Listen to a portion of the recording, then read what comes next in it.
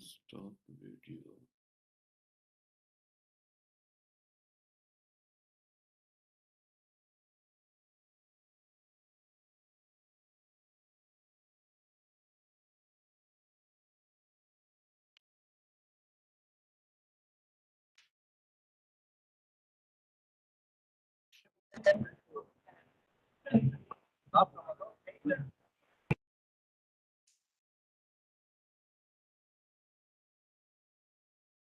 Into phone, it is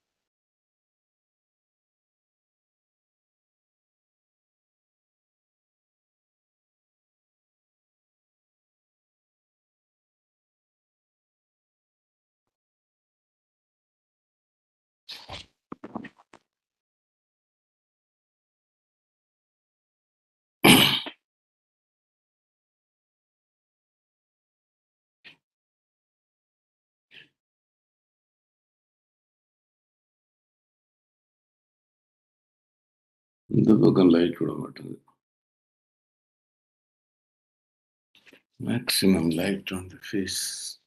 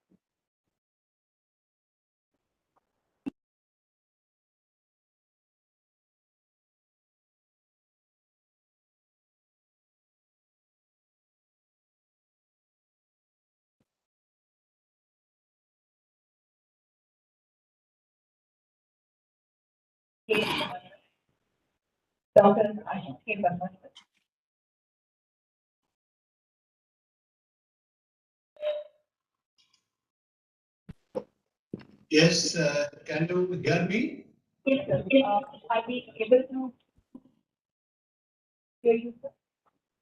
Yeah, I can hear you.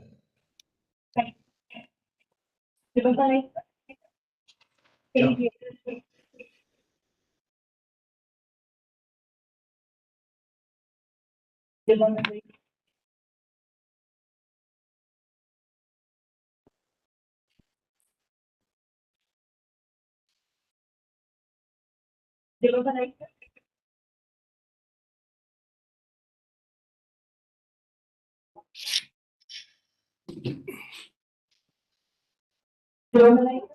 Yes, sir. Yes, I hear you. I hear you. Yes.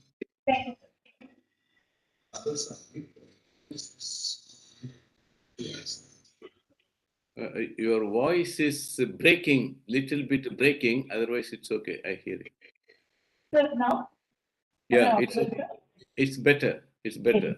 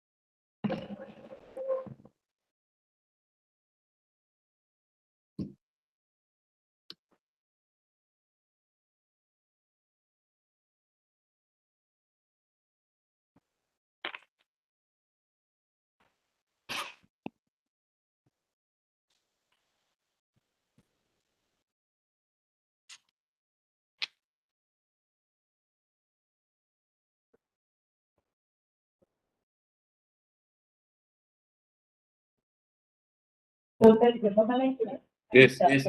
Yes, madam. I The program है. Once we have commenced, we will inform you. In another few minutes, we are going.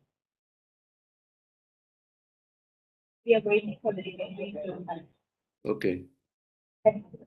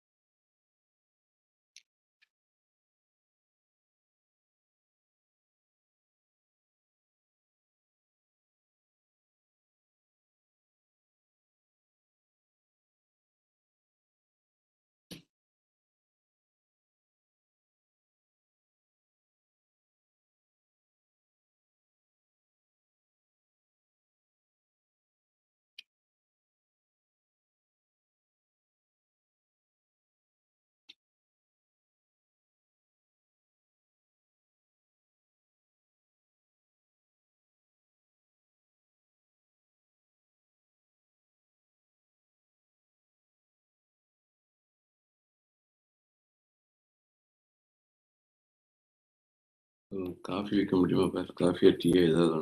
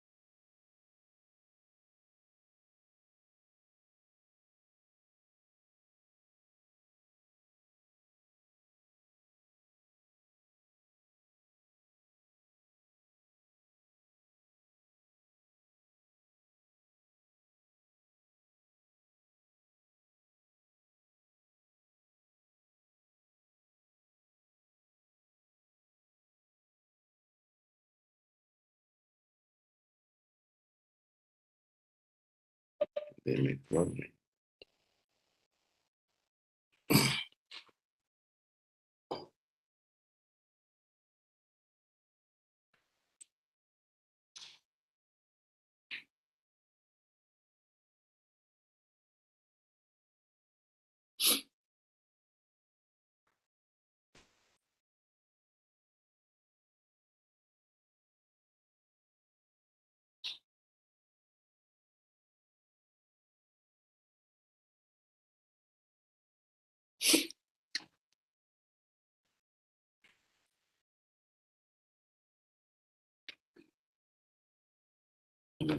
Thanks.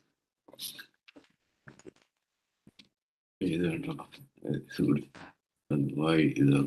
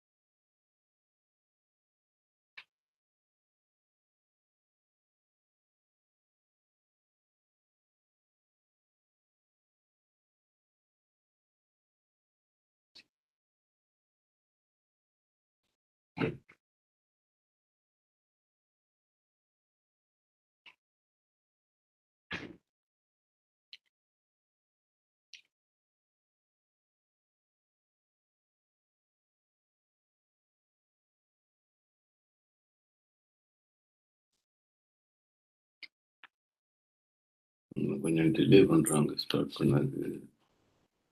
அதனால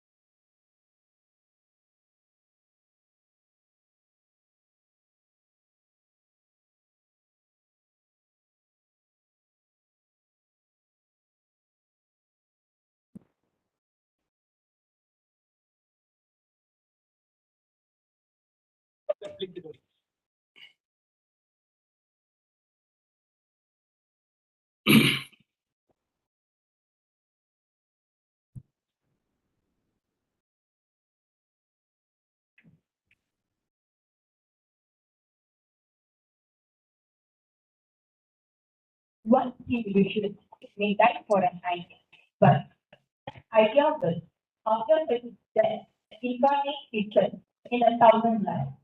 Netali Subhash Chandra Bose. Belongs to the esteemed dignitaries, expert speakers, senior professors, deans, head of various departments, faculty members, media persons, scholars, students, and non-teaching staff members.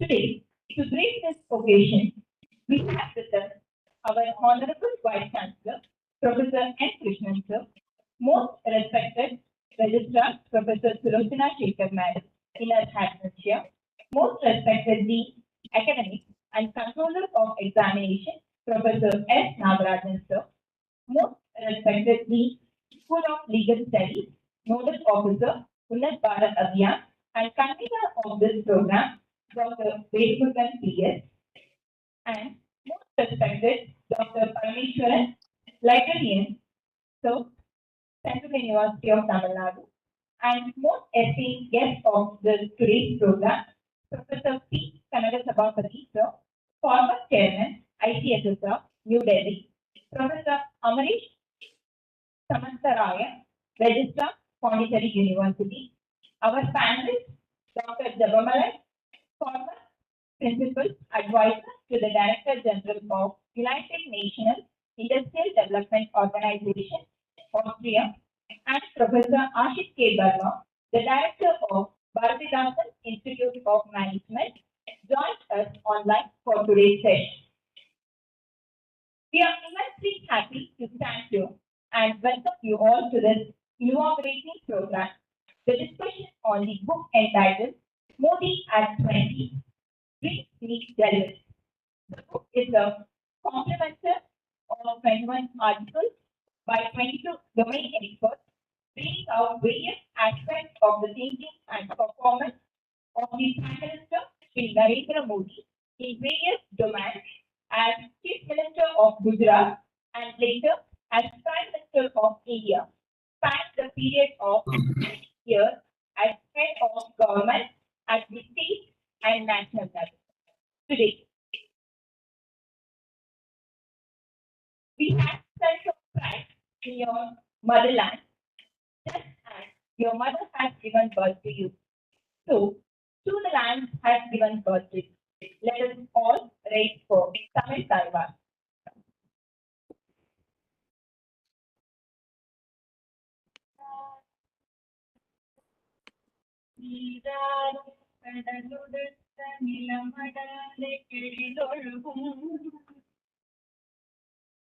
சீராரும் வதனமென திகழ்வரத கண்டமிது தெக்கடவும் மதித்திரன திராவிடனும் திருநாடும்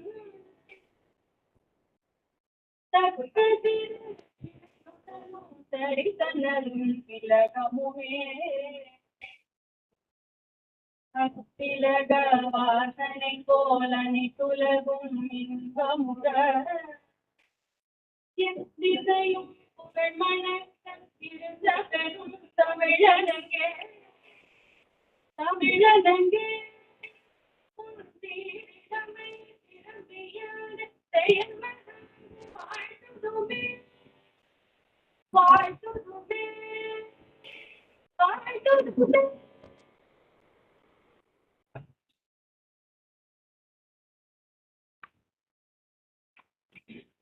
Light symbolizes peace and prosperity. If you light a lamp for someone else, it will also brighten your path. Buddha, may we now request the dignitaries on the dais to kindly light the Kutuvala.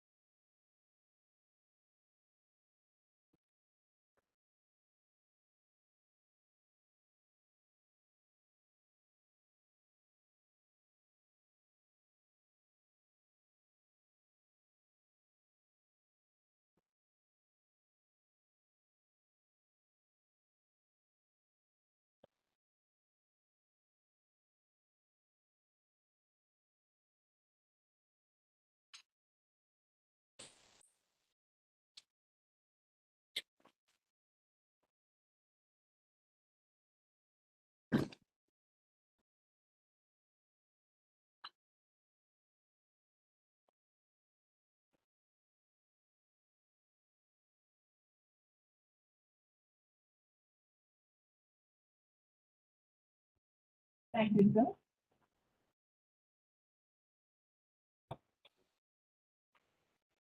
The Tiranga, the happiness of our home, the happiness of our nation, is a campaign under the aegis of Azadi Ka Amrit Mahotsav to encourage people to bring the Tiranga home and to it to mark the 75th year of India's independence. Our relationship with our national flag is more personal and a pride to every citizen of this nation. Flags in our houses, actively as a nation, in the 75th year of India's independence, is a symbol of an emotional connection to the Tiranga and an embodiment of our commitment to the nation building. The major aim of this program is to invoke the feeling of patriotism in the people's heart and promote awareness about the Indian national flag. May we now kindly invite Dr. P. Parameshwaran, librarian, Central University of Tamil Nadu, to deliver the rest.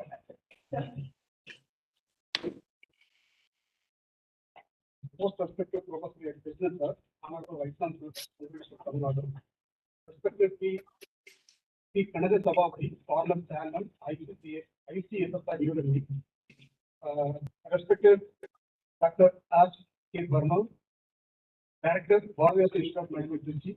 Respected Dr. Jabamale, Vinay, former Principal Administrator, Director General of Education, Industrial Development Organization, Vienna, Austria. Respected Professor Amari Samantraya, Registrar in charge of Pondicherry University. Respected Finance Officer, CM College, sir. Respected Professor Narayan, sir, COE, CAPN, Dr. P. Sreelmuller, Dean School of Legal Studies, Dean Heads, Faculty, Officers, students of CPN. Good morning to everyone. It gives me immense pleasure to deliver welcome address in this discussion on Modi at 20-week delivery. First of all, I welcome our most respected Professor Business and Honorable Vice Chancellor CPN for proceeding this discussion. I welcome you, sir. I welcome our Chief Guest, respected Professor P. Kanada Sabhapati, former Chairman ICSSR, New Delhi, for his valuable thoughts in this discussion. I welcome you, sir. I welcome R.C.K. Verma, Director of Warriors Institutional Management, who will be in online system. I welcome Dr. Jabamale Minanakari, former Professor at Research to the Director General of Education, Organization, Vienna, Austria, Professor Amari Samantraya, Registered in charge of Pondicherry University. I welcome our Finance Officer and our COE Professor Nair for the decision. I welcome Dr. P. S. Sreelmuller for coordinating with me to organize in this for this discussion. I welcome all the media and press people for a coverage discussion. I welcome deans, heads, officers, faculty, staff, and students of CTN for participating in this conversation. Thank you. Thank you, sir, for delivering the welcome address.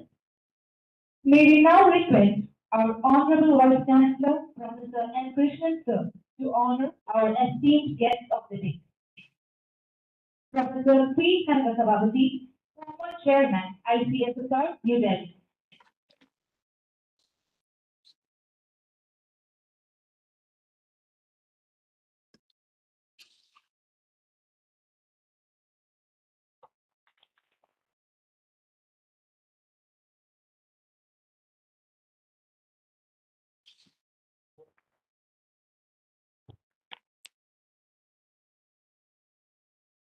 Thank you, Professor.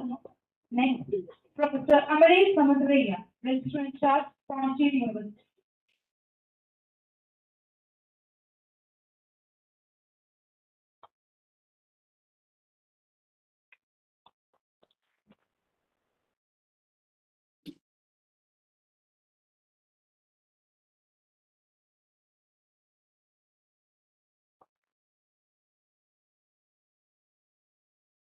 Thank you, sir. May we now invite our most respected Vice Chancellor, Professor N. Krishnan, sir, a dynamic leader and visionary, to deliver the presidential address. Please.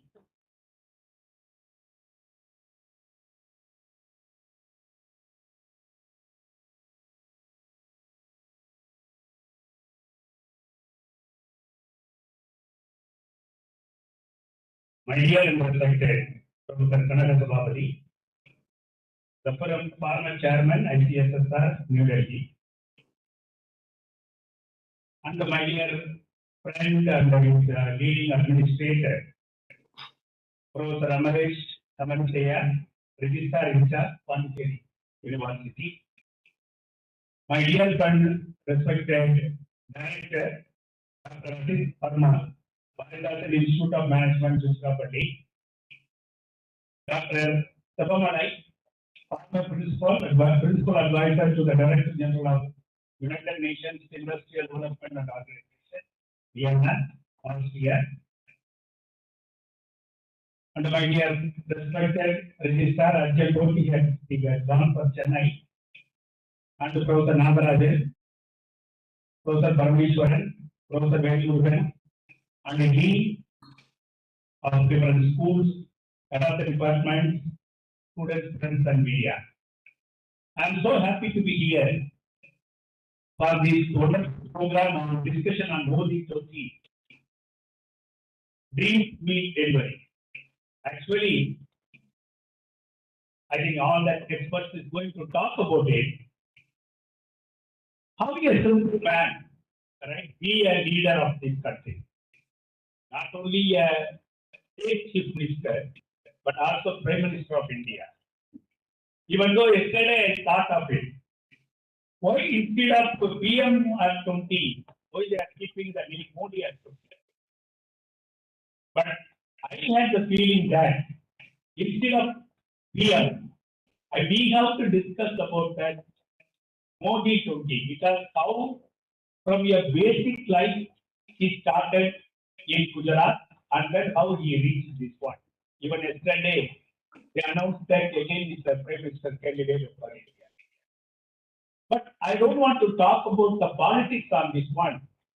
But I had experience of different occasions to personally see the Modi. Number one, very recently we had a Vice Chancellor's conference at Varanasi, where, of course, he usually talked about emotionally how the higher education should be. But after that, the nice part, what we had it, I think 530 participants were there in the Varanasi that conference. He visited each and every row personally and greet everybody. I think that we can't see in any Prime Minister stage where it's not possible. That gives that affection, saying that how he is coming down without seeing that what you call the higher position of the Prime Minister, number one. Number two, I think when we are going for a higher position like Vice Chancellor or Dean or whatever it may be, we are getting a lot of critics. Critics is very important to improve our pathway.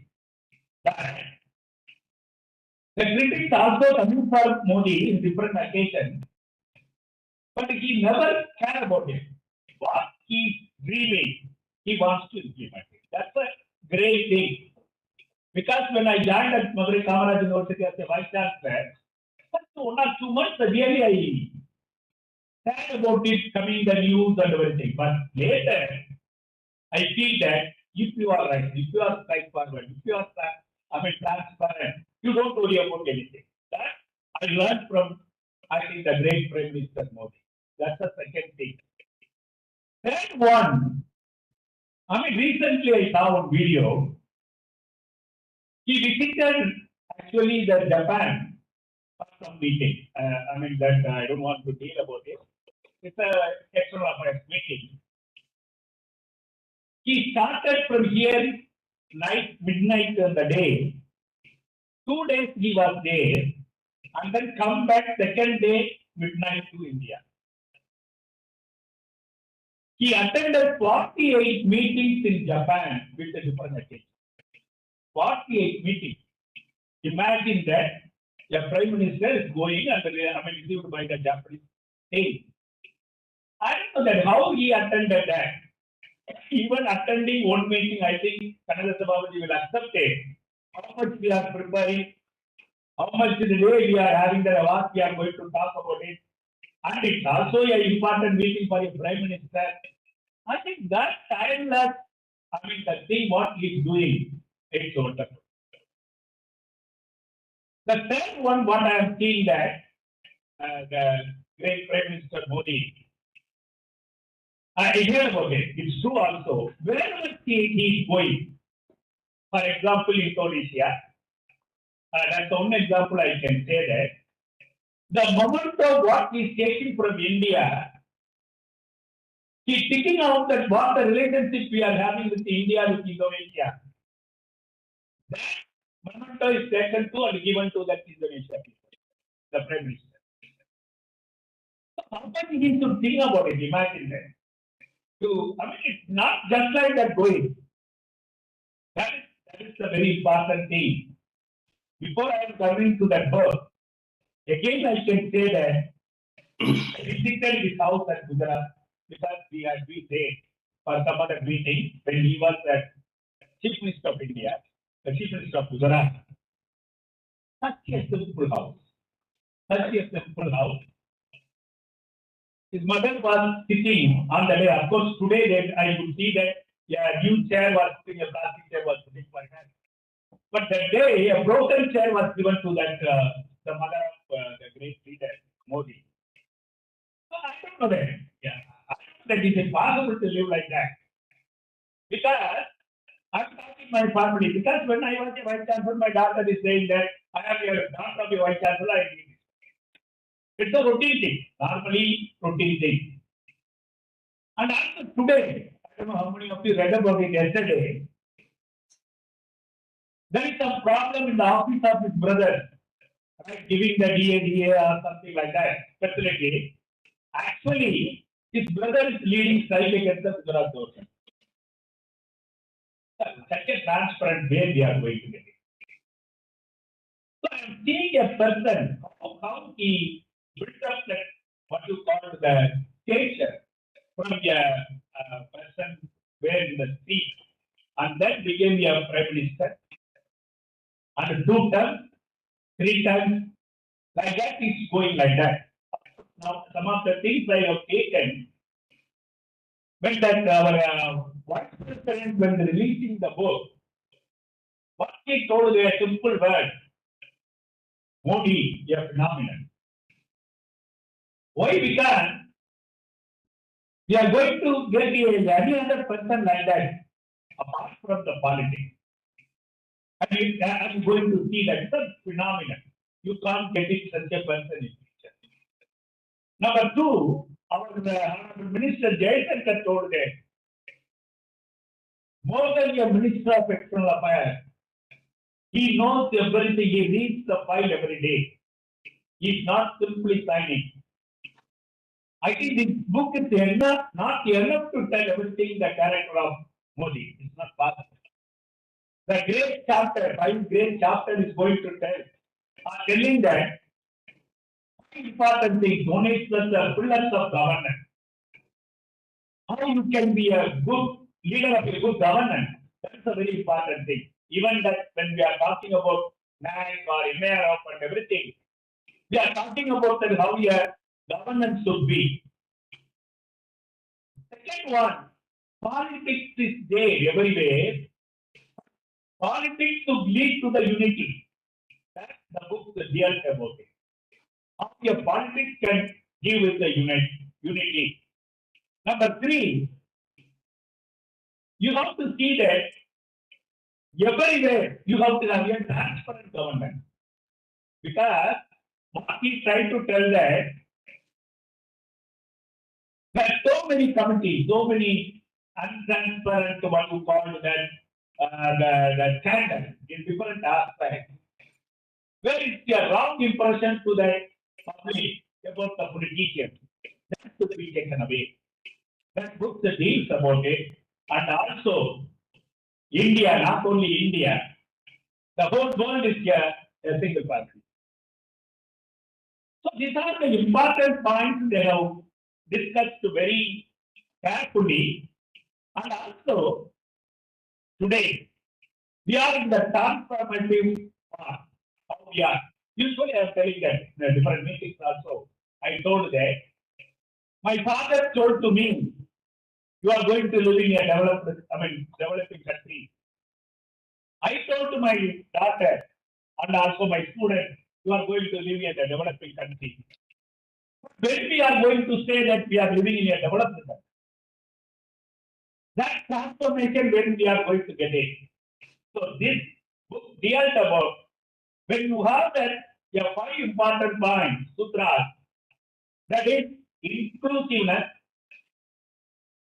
empowerment, transparency, reform, well-planned, and democracy. If a government or any leader should follow like that, then very soon my students and my doctor will say that we are going to live in a developed country. That is the thing we are going to talk about it. Because it's a history, I can say. As I told that when I was in Gujarat, the road construction and the solar implantation for that cover the river. These are some of the example ways a single man is planned like that, and also that he occupied the chair. So finally, because Pranasabhi will talk more about it. One thing I want to tell that when we were in Varanasi, that the ex-president of Japan shot out and then he was hospitalized and died. We saw the photograph there. When Modi was elected as a MP for Varanasi, they didn't have any conference call at Varanasi. So when he visited, the ex-prime minister visited Varanasi, he told that there is no conference call as a prime minister. I can't do for this Varanasi alone. I don't know what I can do that. But immediately, the ex-president had given 9 crores in a single check to conduct this conference. Of course, giving is, of course, very good heart. But to whom we are giving is the very important. That affection, what we are having on him. On the date of that day, when they are searching the office of that prime minister, they are having only 4 photographs in his room. The 4 photographs throughout the world, that is 1 photograph is Modi. So that is the thing. I mean, getting that good name in your family is very easy. And a good name in the friends is very easy. Good name in that what you call in the village is very easy. But throughout the world, getting the good name, it's not very easy. That is the thing our great Prime Minister Modi had. So that really, my students, I can say, I mean, wherever we have a good character, we have to learn. We have to take it up. Then we have to follow that. That's that. I can say the title of the book. Dream, what our great leader, scientist, Abdul Kalam told them. Dream, dream, dream. How you are going to achieve that in the dreams is very important. Dreaming and dream, everything can do that. When you are sleeping properly, you will get the dream. But how much you are going to achieve is very important. The dream is delivery, how it's going to be achieved. That is the thing we have to learn. So that's the thing. I mean, we are here to discuss about this book. Of course, the librarian can give more copies to the library to read about it. Again, I registered here, it's not politics. It's for a person can come from. There is no what you call that, the background. Just like that you are working, you can be. It's possible. Finally, I can say only one example with me. Because when the Madurai Kamaraj University established in 1964, with the arm dryer, with a broken cycle with my family, I was standing in front of that university because the great leader Annadurai is giving the competition. I mean, we went to the broken cycle with the arm dryer and then sitting and seeing that what a great people Madurai Kamaraj University. What I proud of it, I would be a vice chancellor of this great university. saying that if we think we work properly, we work transparently, with work with hard work, definitely we will reach that destination. Our dream will come true. That's the example what we are having on Modi. This is the great occasion for me because so many experts are there. They will talk more about it. Once again, thank you, Dr. Murugan, for giving such a wonderful opportunity, and Dr. Parameshwaran for giving that librarian to work together to bring this event successful. Thank you very much. Thank you, sir, for enlightening us with your valuable insight on the book and our great Prime Minister. May we now invite the Dean Academics and Controller of Examination, Professor S. Nagarajan, sir, Central University of Tamil Nadu, to facilitate the program. Most respected and honorable Vice Chancellor, our guest, Professor Kanagal Sabhavati, Dr. Amrish, Register, Pondicherry University, Librarian Sir, Finance Officer, Librarian Sir, another invitees, Dr. Jabanawai and Dr. Verma, the deans, head of the departments, good colleagues, good scholars. Very good morning to all of you. Indeed, it's a pleasure to be a part of this discussion on Modi at 40. That is Modi at 2 decades. So when I look into the book, it's a really a remarkable one, contributed by 22 authors, 21 chapters. So I just looking into one of the chapter because the chapter contributed by our External Affairs Minister, Dr. Jaishankar. So the kind of narration, kind of message, whatever he has given, his experiences, and he worked with him for the past 8 years. Kind of observation he made really is remarkable. As our Vice Chancellor has mentioned, it's a kind of a role model. You can say it's a role model. A person from Gujarat to Delhi, how he traveled and how he reached a level, and kind of a governance he made, right? The achievements he has made, whatever, kind of a curiosity to learn everything is the most important. And the next part is implementing. There is the dreams meet delivery. So the observing a concept, observing a thing, and implementing, that is the best part with respect to the Prime Minister. And also, in foreign policy, right, whatever Dr. Jaishankar has mentioned, is a remarkable, whatever we achieved in the last 8 years and also 2 decades, is a remarkable thing. And also a person, the contradicting is giving importance to the value, the culture, tradition, and again, another contradiction, scientific technology. Whenever there was a crisis for the COVID vaccine, immediately, so we have focused on that.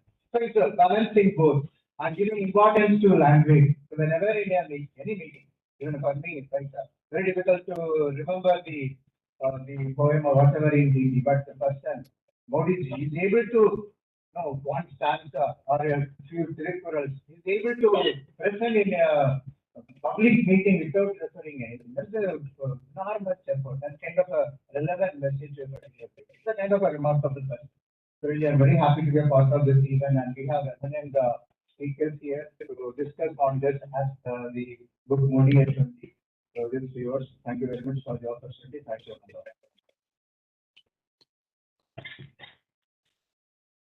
Thank you for your enriching work towards creating this occasion.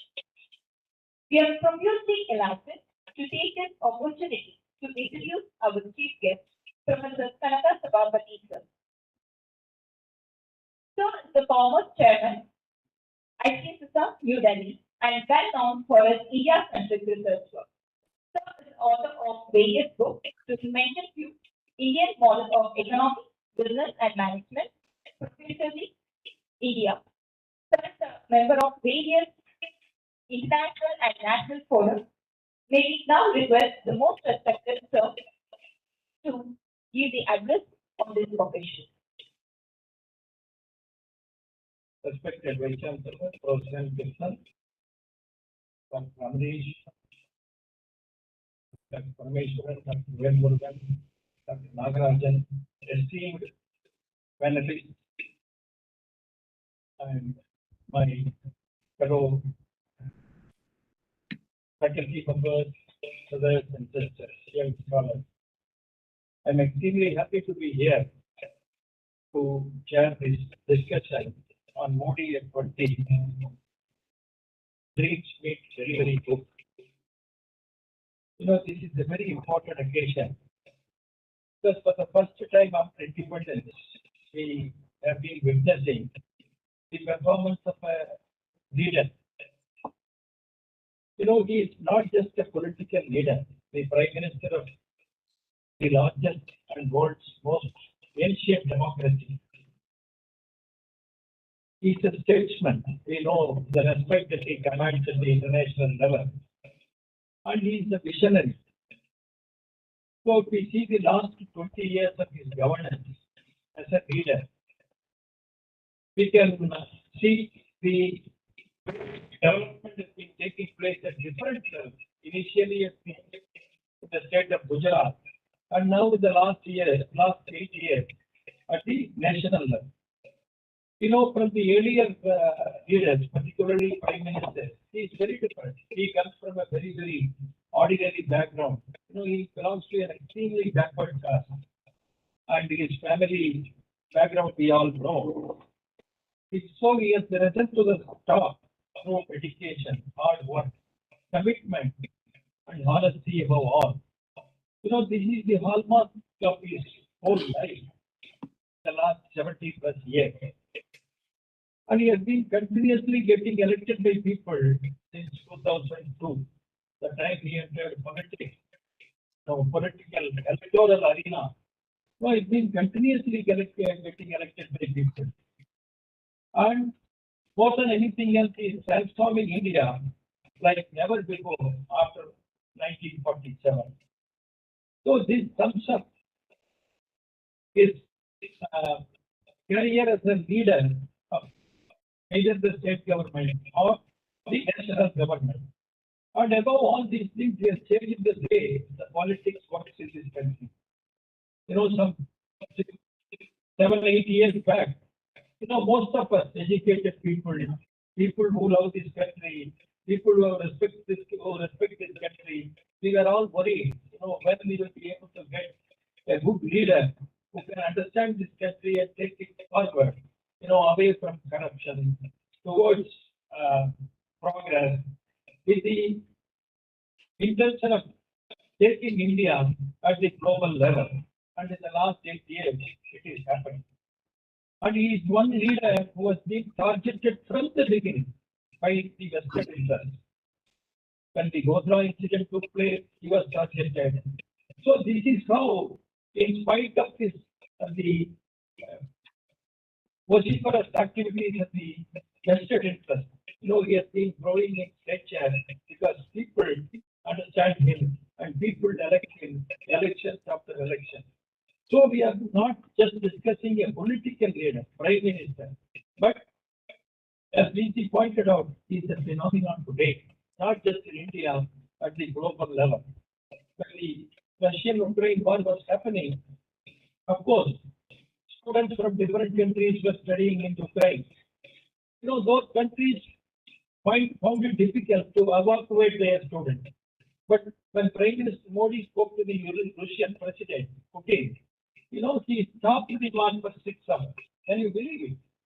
War was going on, intense war between two countries, neighboring countries, and the Russian President, who is a member of the United Nations Security Council, he stopped the war for 6 hours to let Indians go without any trouble. And using that opportunity, many other countries also took their students away to the border. So this is how the Prime Minister of India today respects command at the international level. So today we have assembled here to listen to 4 other speakers, experts from different fields apart from me, to listen to their views on this particular book. As the friends pointed out, you know, this was a book contributed by 22 eminent people from different walks of life on 5 different broad topics, namely people first, then 2, politics of unity and development, 3rd, Jandan, then 4th, a new paradigm in governance, and 4th, Vasudeva Kutumbakam, India and the world. So on these broad 5 topics, 22 noted people have contributed their thoughts, all eminent people. So from Jaishankar to Arvind Panagiriya to a youngster sport lady like P.V. Sindhu, Devi Shetty, promoter of the Narayana Hridayalaya Hospital, Ajit Doval, the National Security Advisor, Nirban Mishra, who was the Principal Secretary and the BMO of the Delhi. So all experts from diverse fields, they have contributed their thoughts. So we will be listening to the views of 4 experts apart from me. So they will be discussing each of them approximately for 20 minutes. And I think after that we will have question answer, then I will be summing up. So this is just introductory part. So from my own experience, I can tell about Prime Minister Modi in 2-3 minutes. You know, his development model is unique.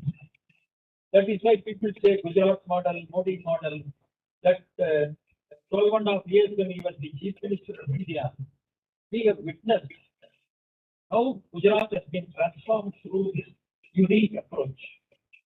You know, some of us, we are involved in studying the Indian economy, Indian society from the native perspective. So one of our areas, fields of study is the small and medium industry cluster. Even though we are from Tamil Nadu, none of the chief ministers from Tamil Nadu or neighboring states noticed that.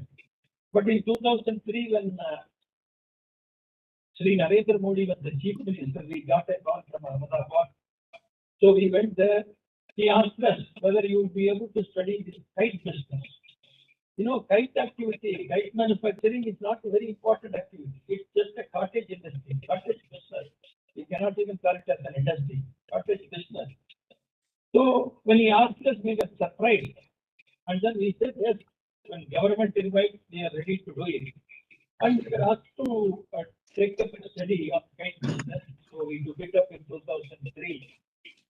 And then we were asked to produce a report, and in the form of a book also, it was published later. So we was asked to give a report, and every month whenever we visit, you know, the next day at 9 o'clock there will be a meeting with the chief minister. So he will review. For the first time I saw in my own eyes some 19 years back as to how a chief minister, committed chief minister was functioning. 9 o'clock morning meeting. He will take review. And in our first meeting itself, he appointed a committee of ministers, committee of senior officials to help us. So complete coordination was there. So this was how it was going on. 2003 December, around the second week, you know, we completed this study and gave the final study report to him, draft report, in the form of recommendations also. So I was hesitating because we did not know whether the chief minister would accept it or not. We told him, sir, we took up this study. You know, when we met for the first time, we told you that we don't know Gujarati, so we will be doing all background work, but somebody should do the data collection and other things, which he accepted. So we said, yes, now the study is over and recommendations are before us, but we don't know whether it is 100% true. So it is better that we conduct a workshop, selecting people from, you know, various stakeholder communities, like kite manufacturers, retailers, wholesalers.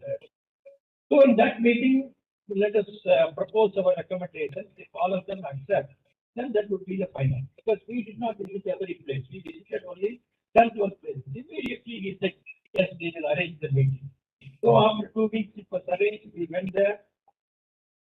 Next day morning, you know, again there was a meeting with the ministers and the officials, and we read the recommendations, and the chief minister said, you know, out of these recommendations, you know, there are ministers sitting there, revenue minister, industry minister, etc. So if they accept out of your 13 recommendations, whatever is related to them, we will immediately accept. So 9 recommendations were immediately accepted. And then there was a meeting with the stakeholders, and the way it took place, it was completely different. I don't have time, otherwise I would have explained to you. So for the first time, we saw a performance. So with the result, The turnover was 30 crores at that time in 2003. Now I believe it is about 900 crores. So a cottage business, small cottage business today is an international business. Today we have this international kite festival in different places. The first kite festival took place in 2004. But now festivals are taking place in Washington, New York, wherever Gujaratis are there. So this is happening. So this is one way of Gujarat model, body model. Small business, very small business. He took efforts to transform it. As a result, the entire business transformed. And the main workers, main people who are working in the kite industry at the bottom level are Muslim women. 70% of the workers are Muslim women. So this we have to understand. Vice Chancellor pointed out inclusiveness. So this is his approach. And whenever he looks at everybody, comes to know about somebody, he will immediately think whether he will be able to utilize his services for the betterment of the country as a whole. I have another experience. There is a very famous archaeologist by name Michel Danilo. He's a Frenchman. He came to Aurobindo Ashram after his engineering degree. Then he chose India as his motherland. So now he has become an Indian. He was in Coimbatore for about 10 years. We were all close friends. But he was also working in the field of education, school education. So we became friends in 2007. He came and asked me, along with his wife, they are going to Ahmedabad. Will it be possible to get an appointment with the chief minister? We just want to meet him for 2 minutes because we want to congratulate him. And I know because I have Gujarat experience that in those days, chief minister would meet everybody, including the students. Because he would come at the office at 9 o'clock and he'll be there till almost 10 o'clock at night. 6 days in a week. That was his work schedule. So I said, it's possible. So we got an appointment with him. He went there to meet him just for 2 to 5 minutes. And the chief minister sat with him for 25 minutes, asking his background and all. Then chief minister said, tomorrow our higher official will come and meet you at your room. So the next day when the senior official went to his room to meet him, he asked, sir, our chief minister would like to invite you to Gujarat to stay here, to take up your study, at the same time to teach our students and scholars also. So now he is in Gujarat. For the last 6 years, from Coimbatore, he has now gone to Gujarat, and now he is a permanent resident of Gujarat. Now he is teaching archaeology, and government of Gujarat has set up a center for archaeology. He was earlier a member of the Indian Council of Historical Research also. So this is how I have many incidents that I know personally. This is now when he looks at somebody, then he will immediately see whether he or she will be able to contribute something to the society, to the country. If he finds he or she is suitable, then he will involve them in the nation building work. And that is the reason why the nation has been growing. So with this personal experience of the last 20 years, I can tell you that is an outstanding leader. A leader which at least we have never seen before in India in our lifetime. So the way things are going now, we all know that India is going to be a superpower. Absolutely, there is no doubt about it. Now we are the third largest economy in the world. We are the fastest growing economy in the world, and we are considered as the most potential nation by many standards, by international agencies, research bodies, multilateral agencies like IMF, World Bank, etc. So it is high time that we discuss about this personality, a unique personality, a phenomenon in our lifetime, and to know about his various dimensions. So with this, I will end my short introduction, and I invite the panelists to present their views. Later, I'll be speaking for about 20 minutes.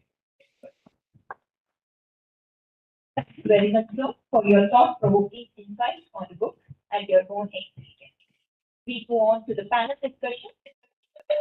Speaker, Dr. Venkatan P.S., Dean School of Legal Studies, Nodal Officer, Untitled and former Dean, School of Commerce and Business Management, will be speaking on the panel discussion as the first resource for legal session. Most respected representative, distinguished chief of staff of the Professor Canada Officer, my beloved friend and the registrar of this and judge of Pondicherry University, Professor Anish Kanadanya,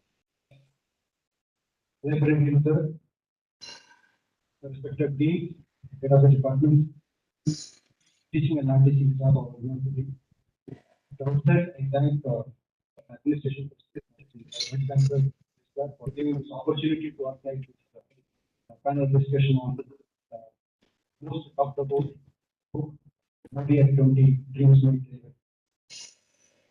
Today, we are all gathered here to talk about, as our Vice Chancellor has mentioned, it's not politics, but about a individual who has sacrificed his life to transform our country.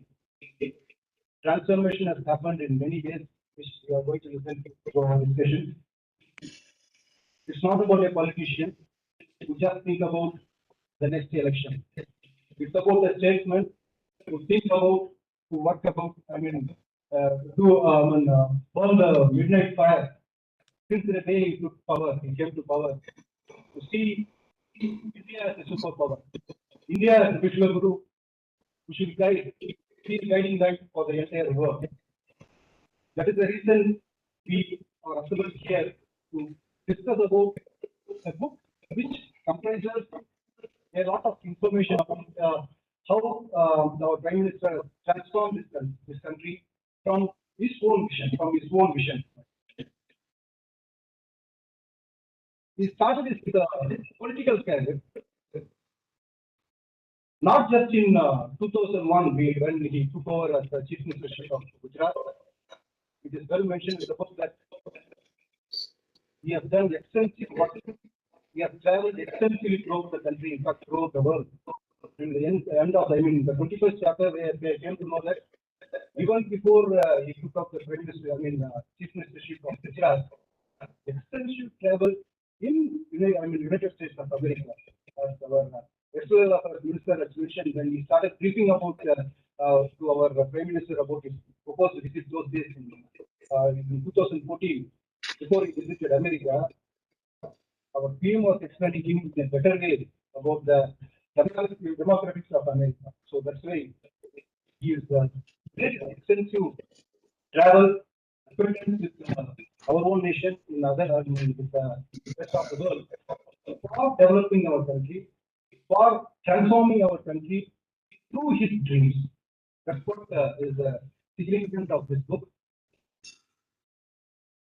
When he took over power, came to power in 2001 as the Chief Minister, before that he was never into any, any of the politics. Yeah, assumed charge as Chief Minister of Gujarat in 2001 October. One term went on. People thought that he's not going to be re-elected. 2007 he was re-elected. Once again, the entire media thought that he's not going to be given a second chance. He was re-elected in 2012, and there are reasons for this.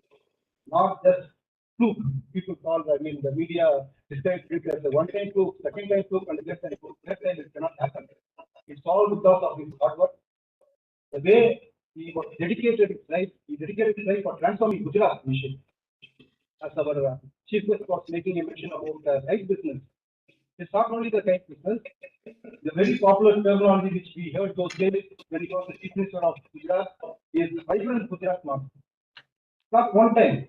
We used to have some, Tamil Nadu Investors Festival or Karnataka Investors Festival, something like that. But for the first time, continuously, international investors meet was held in Gujarat. Not only inviting investors, but businessmen. Even countries are invited to Gujarat to develop Gujarat. So he was the Chief Minister of Gujarat and spent his whole energy to, because he knows the nuances, what is the socio-economic lifestyle that was prevailing in Gujarat, and he transformed, that was visible, that was fixed. During his regime as the Chief Minister of Gujarat, For the entire history of Gujarat after independence, that was the first time Gujarat saw a series of, talking about the state GDP, which is called CSDP. It was the first time in a period of 12 years, continuous increase in the state GDP when our President PM was the Chief Minister of Gujarat. Many issues came, like our Chief Minister was mentioning about like Godra issue for that matter. It's a matter of conspiracy which is even extensively read in the media and in the book. No, it's an international attempt. Even which was maybe with the support of fringe elements in our own country, there is a serious attempt to defame him because global efforts are there. The geopolitics is there. They keep observing what is happening in a particular country. In fact, I would say the data which is not available with us is available with the international bodies. In some vested interest groups, they know what is happening in each road and each state, each village in our country. So they saw that there is the one individual who has dedicated his life, who is very serious about transforming his state. If he emerges as a prime minister of this country, that would be a serious danger, not for us, but for those elements, but for those groups which are working against our Indian interests. That was propagated in such a way that to make us believe that this is some dangerous happening going to happen in India. 2012 to 2014, during his third term, he was the Chief Minister of Gujarat. We never knew that. All along since independence, we know it's not a politics, I'm just telling the history. From Jawaharlal Nehru, from Indira Gandhi, Rajiv Gandhi, and even other chief ministers in detail for that matter, they were all nominated to the post of prime minister. They were not contested in the election, saying that he is going to be the prime minister candidate. Only after an election, someone will be, after a parliamentary party discussion, will be made as the prime minister for the state, for our country for that matter. He is the first person who was declared. The entire country knew that yes, Narendra Modi is going to be the prime minister candidate. He fought the election. Just think, you know what happened in just before 2014. The entire country, the discussion was, oh, a new person has come. He has worked in, he was the Chief Minister of Gujarat. They were talking about Gujarat model. They were even comparing, can Gujarat be compared with Tamil Nadu? Can Gujarat be compared with Karnataka? Lot of issues, many discussions came up in the media, academic circle, among the society for that matter. But first time in the history of 50 years after independence, 50 continuous years, particularly 30 years of where the country didn't have a single party majority. First time India got a single party majority, which moved what's open, Bharatiya Janata Party to power, single majority, and that's because a dynamic personality, a statesman who was seriously working, who was thinking for transforming this country. Country gave the country majority, they were having belief on that single individual. You have to closely watch, he was born after independence. All the earlier leaders, they know what happened during the independence movement. I'm also from a Prosperous family. We know, at least through some, socialists from father, grandfather, father, he was the one who was born after independence, and think of the situation. A person who came from an unprivileged family, without any, corporate support initially, for that matter, much no popularity for that matter, took up chief ministry of the state. From that state, was projected as a prime minister candidate, and even at that time in 2014, when he made his party to come to power, the media and the entire, there are always a section, there are always a group who said that it's a one-time group, very unfortunate to have to make this country a failed in making by making Narendra Modi as the prime minister. The first 5 years, I would start with the way in which his thought process has made change in our family. First thing, he has blocked many of the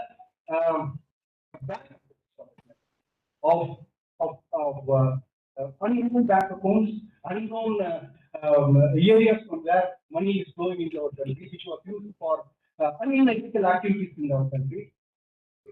That has created a good signal in this country. Warning in our country, the society, that here is a man is very serious about the activities which will disturb the integrity of our country. For example. From that day on, we put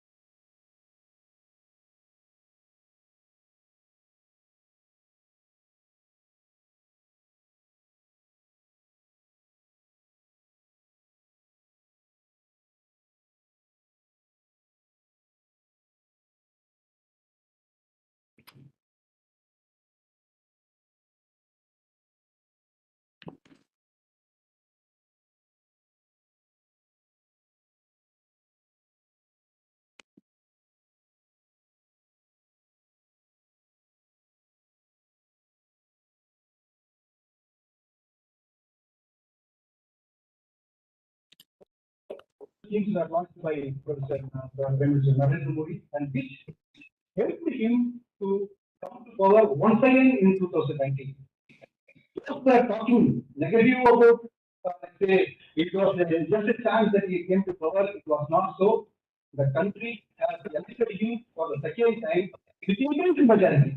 When those were talking negative or let's say ill about his first time election, now they were not having words to talk ill about the way he was elected and why people elected Narendra Modi for the second time to the power. Even in the second time for that matter, we should all understand that he has withstood the COVID crisis. Many of us may be knowing that. We all know that India was on par with the United States and other major 2-3 nations to produce our own vaccine. But from the economic point of view, many countries collapsed. Many countries have collapsed, including USA. The news is USA is entering into a recession once again. In the nearby Sri Lanka, the country economy is absolutely out of order. A country with 140 crore population, such a huge nation, because of the able leadership of our Prime Minister, we are able to withstand maybe whether it is COVID, economic instability, which is created by external forces, whatever it may be. Now, India is marching forward in spite of COVID negative GDP growth of 20%, 20+%. Today, we are marching towards 7+% of GDP growth because of the visionary policies of our Prime Minister Narendra Modi. So, what is content in this? This entire thing was put up in the book called Modi at 20 Dreams Meet Delivery. See, even as Professor said, everyone dreams. Okay. As Abdul Kalam, as our former Prime Minister said, if you wanted to shine like sun, you have to burn like a sun. I see one individual, there are many politicians in our country, part-time politicians in our country. Whenever there is an issue, they take up talk for a week or a month, and then politicians won't be there in the team. But there is one individual in this country who is thinking 24 hours for the development of our country, which is summed up in the book. 22 authors, as I said, 21 authors, 21 chapters, and 5 different topics of this chapter, which talks about the social impact of Modi, starting from our Olympic medalist P.V. Sindhu, a small girl, but Olympic medalist. She has approached a book in a different way from youngsters' point of view. Several aspects, social impact, even I can tell about, starting from our own Swachh Bharat Abhiyan. Believe me or not, Swachh Bharat is one of the flagship programs which has reached national power of country. Second thing I would go through, I mean, very well claimed that it's about the electricity, providing of electricity facility to all the households in this country. Road facility, not I'm talking not about the national highways, but to the rural villages of this country. It's a big social impact. Second, the chapter talks about the political impact of money, which is transformation was brought into the political spectrum. See, when you talk about if you even discuss in the book, when you talk about the political ideology, what is the transformation we brought in the political point of view, see, there are politicians, that's why usually I said there is a difference between politician and a statesman. Politicians work for day-to-day politics.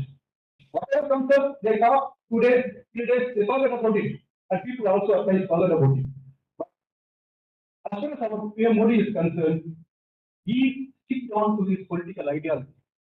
One of the best examples is that maybe it requires a lot of political will, meaning that many politicians lack that. What is about the changes he has brought down in Jammu and Kashmir for that matter? A lot of disturbance. Even though it doesn't mean that the state has been fabricated. It has printed the federal setup of the country. Not so. There is a promise that it is going to be a state again once the problems are resolved. But it requires a political will which is not there in this country for the past 30 years. Coming to the third bunch of articles on the economic aspects of Modi, economic reforms for the Modi. Again, a lot of development has come in our economy, from the economic point of view. Just now I was talking about with our chief guest in an informal discussion. He said, the person who knows whom to be brought into the power, and talking about the administration from the economic point of view. You are talking from the whom to be appointed as the Reserve Bank, governor of the Reserve Bank of India, and many other aspects. Our Prime Minister, he stood, he decided what to happen in this country because he was never thinking about a short period, he was thinking about a very long period. Several aspects. That is the reason why whenever a new policy change comes into anything for that matter, be it a small education institution administration or a big country for that matter, when there used to be an existing policy, when some disturbance for a particular purpose happens in that particular society or economy for that matter, small disturbances will be there, but those things will get fade away in the long run and you will see prosperity. Okay, that is what is happening today in our country because of the economic policies of our Prime Minister. And the fourth aspect is about the governance model of our Prime Minister. The way he governs, that was mentioned by the chief guest, it is unique. The entire Delhi administration, which I know everyone knows that we visited Delhi earlier for our project or any purpose for that matter. We know Delhi worked for 3 hours. The entire administration worked for 3 hours. Even if you enter at 11 o'clock in the morning, no one will be there in the office. You will agree with me. My personal experience, your personal experience. 3:30 in the afternoon, no one will be there in the office. You know why? What was the system that got developed over a period of time? Because no one was interested in the which means Delhi. I'm talking about the capital of our country. But today, because Prime Minister works 24 hours, not me. The authors are mentioning that the entire system has changed. We got adapted to the Modi model of working. That's why they use it is now the idea of Modi. Idea of Modi has gone. Now we are in the state of phenomena of Modi, as our president has mentioned. So changes are happening, and which is well documented in this book. And the last aspect is about how India looks like. I mean, how it looks like India. The last 5 chapters, very interesting writing by our present National Security Advisor, Ajit Doval, who was with Vivekananda Kendra for one time, and our ex-First Minister, Mr. Jayashankar for this matter. Very quite interesting reading. I completed reading the book. I suggest you all to read the book because particularly in the last 6 chapters, because the new politician, compared with Narendra Modi, can run this country internally. As said by Amit Shah in his chapter in the first bunch of articles. But it requires visionary thought process to protect our country from external elements. I never knew that. But 2 days before I must knew that. Only after going through what is written by Sri Ajit Jawar and Sri Jaishankar, I came to know the way in which, we were protected from our external enemies, from that experience, from so-called experience. It may not happen once again. China has to think 10 times even before stepping in their single feet for that matter. The surgical threat, which we all know, Pakistan has to think 100 times for that matter. The economy is going to collapse. The next Sri Lanka is. Don't think how did it happen? Just imagine it is not absolutely 100% because of the internal peace in Sri Lanka and Pakistan. Because of our own, the country which we administer, we administer our country, automatically they are getting. So, what I wanted to sum up is that the 20 years of the political life, the person who was in power, not defeated even for a single time. 5 times he fought election. Each time he got elected with a good majority, with increased vote share for that matter, and it is a democracy. Nowhere in the world we are living in a liberal democracy. We have freedom of speech. That's why we are speaking today. We have freedom of expression. But many democracies which claim so do not have. In such a democracy, social media today for that matter. Anyone can write anything. Even I am very active in social media. In such a situation, it is not easy to elect or someone to get elected just like that to come to power. Which means we in this country has elected every person, a statesman continuously for all this time. And I'm sure this is Modi 20. Dreams meet delivery. Dreams meet delivery. Modi 40 will be there. Dreams meet delivery. Then India will be superpower. Thank you for that. Thank you very much, sir, for your thought-provoking insights on the book. We move on to the online presentation. A leader is one who knows the way, goes the way, and shows the way. John the Master. It's my privilege to introduce the eminent speaker, Dr. Zibamale Nigeria, served as the renowned expert on sustainable development with over 30 years of experience in the United Nations Industrial Development Organization, Vienna, Austria. Served in various capacities and eventually retired as the principal advisor to the Director General of the UNIDO. To add to his credentials, served as the recipient of several awards at state and national levels.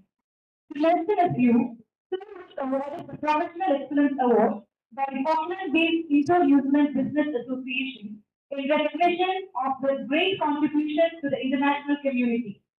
Served is also the recipient of the Global Excellence Award given by Global Indian Association. In 2017, it was given the Indian of the Millennium Award by the KG Foundation. The Vienna-based Kerala community gave him a Lifetime Achievement Award in recognition of his work. On behalf of the organizing team of Central University of Tamil Nadu, we welcome you, sir. Thank you very much. Honorable Vice Chancellor, am I audible? Is it clear? Okay. Honorable Vice Chancellor of the Central University of Tamil Nadu, Professor M. Krishnan, esteemed Chief Guest of Honor, Professor E. Kanaka Sabhabadi, distinguished speakers, and dear participants. I am extremely grateful to the organizers for giving me this unique opportunity to be part of this great discussion on the book titled Modi at 20, Dreams Meet Delivery. I will take the liberty of spending 1 minute on each chapter to reflect on the content contained therein in the light of what I saw across countries and continents. Let me start with chapter 1, why Modi is the undisputed youth icon. I met our Honorable Prime Minister Sri Narendra Modi in Kanyakumari, in my village, 5 years ago. And every time after that, when I see him on the screen, I find in him further youthfulness. My feeling is that he is growing younger and younger as he grows old, because he is adding life to years and not years to life. Reference is made to holistic development in this chapter, which is very good. In fact, if you look at the contours and tenets of the new education policy, each policy intervention, each program is attuned to the total personality development of young boys and girls. And the tinkering lab at the school level and the innovation mission at the university level, they are all designed, coined to strengthen the total personality of the so-called holistic personality. If the author had made a reference to the role of the new education policy in strengthening the holistic personality of the youth, this would have added to the completeness and correctness of this chapter. Now I move to the next chapter. New grammar of women empowerment. Great poet Bharati talked a great deal about and wrote a great deal about the equality of women and men, comparing them with the right eye and left eye. So among the two eyes, you cannot discriminate. The two eyes are equal. But our Prime Minister bestowed a very high degree of confidence on women and gave opportunity to demonstrate their superiority over men occasionally. You can see he made women as the Minister for Commerce and Trade, then promoted us as Minister for Defense, Women Minister for Defense. So the degree of confidence bestowed upon. And then he made her the Finance Minister, which is the nerve center. The Ministry of Finance is the nerve center of Indian economy.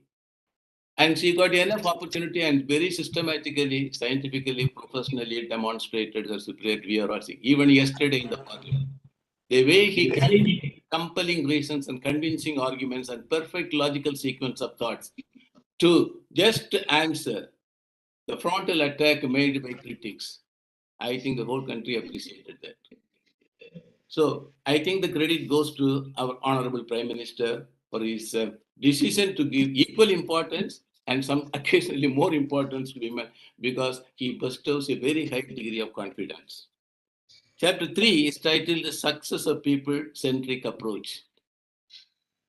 See, the success of people-centric approach depends on interventions which are underpinned by proper sensitization of each intervention, each policy intervention, each institutional assistance should have proper sensitization and right target beneficiaries and get the local people empowered in the process and make tangible impacts. Tangible impact means you should be able to see the impact and compact through your eyes. That's called tangible impact. And sustainability. Sustainability is the most important aspect of any intervention. And then you will be able to spread the benefits of growth. This is what is called people-centric approach. A country may just generate a high rate of growth. Take the example of African countries. When the commodity prices go up globally, they all grow very fast. And the growth is to the tune of 7 to 9% in some countries, because they are all primary commodity exporters. They are at the bottom of the ladder of value addition.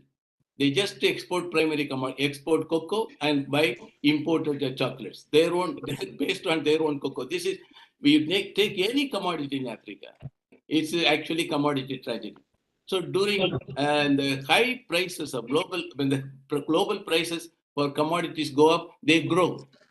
But that growth based on commodity price pushed many more millions into the poverty trap. It is actually, the evidence is furnished in the World Development Report published by the World Bank. that commodity-led growth pushed many more millions into the poverty trap. But on the other hand, you look at the development experience of newly industrializing countries and emerging economies, they are all climbing the ladder of value addition. So the growth generated by value-added products, generation of value-added products will lift many more millions out of the poverty trap. In simple terms, if we are not able to spread the benefits of growth, there will be growth without development. And then chapter 4, Modi, the Bhagirath Bharayasi, the famous king. The famous king is known for bringing Ganga to earth. And if you read the chapter, you will be totally convinced that Modi is capable of bringing Ganga to Kanyakumari. Now I move to the next chapter, Democracy, Delivery, and the Politics of Hope, written by Sri Amit. Now, this is a brilliant chapter, to be honest. When I read the chapter, I was reminded of two cruel statements made by two eminent persons on democracy. Lee Kuan, the former premier of Singapore, who converted a fishing village into a global powerhouse, commercial powerhouse. 3 days before breathing his last, he said, for development, there is no need for democracy. I was stunned to silence when I read the statement. Very, very cruel statement on democracy. What he said was, you first use highly regulated framework and even dictatorship, good dictatorship which can ensure good governance. Create some level of education among the people, achieve some level of development, and life should be no longer the fight for basics. Then he introduced democracy. That was his ideological conviction. That's why he made that statement. For development, there is no. And then Paul Collier, the famous Oxford University professor, who wrote the famous book, The Bottom Billion. He was totally fed up with the rampant corruption in Africa. At one point, he made a very bad statement about the whole thing. And in some countries, corruption is under the table. In some countries, it is over the table. In some countries, the table itself is corrupt. And I was in one of the African countries. I will not mention the name of the country. I just asked one guy, because I had a very bad experience at the airport with an immigration officer. He demanded something, and I said, I want to talk to your supervisor. He said, gentlemen, my supervisor will be more expensive. Better you deal with me and go. And when I told him that a friend of mine, don't you have honest people in this country? He said, yes, we do have honest people. They are a little more expensive. This is what he said. So this officer has seen this type of corruption. So he made a statement that he would prefer a good dictator who can ensure good governance to democratically elected corrupt persons. This is what he said. If a good dictator can conceptualize, formulate, implement, audit, and monitor excellent policy instruments with a high degree of transparency and accountability, making indelible impact on the welfare of the people, he would prefer that person to democracy. Now, why I am saying it? That the author says democracy should deliver, and politics should inculcate hope. And you all will agree with me, there is a strong determination on the part of the government, led by Modi ji, to create create a very strong infrastructural base now, excellent utility services. And we would see to it that there is no longer fight for basics. And he is trying to do this, not with the dictatorship, but along with the democracy, using democracy as an effective means. This is the difference. The chapter is very well written, and I think it is worthy of appreciation. And then comes changing elections and electioneering. I think in 1987, Modi was appointed by the High Command of BJP to be in charge of the Ahmedabad municipal election. They never won there. And during the election campaign, he somehow convinced the leaders, BJP leaders, saying that if you can just tell the people, if we come to power, we will ensure good governance. We will change the governance system of the Ahmedabad municipality. And he won the election. That was his first experience. In fact, when he assumed office as chief minister at the request of Vajpayee, he was not even an MLA. And drawing on his rich experience in series of election campaigns, he really removed money and muscular power as the key determinants of winning election. We are all witnessing this. And the next chapter is thinking big. It is important to make optimistic claims about our potential. Sometimes people say the pessimist is an optimist with experience. No. And if someone looks at the half a glass of water, the pessimist will say is half empty. The optimist will say half full. Everything depends on the approach. Somebody was sent to Africa once to assess the market potential for chappals, a company producing chappals.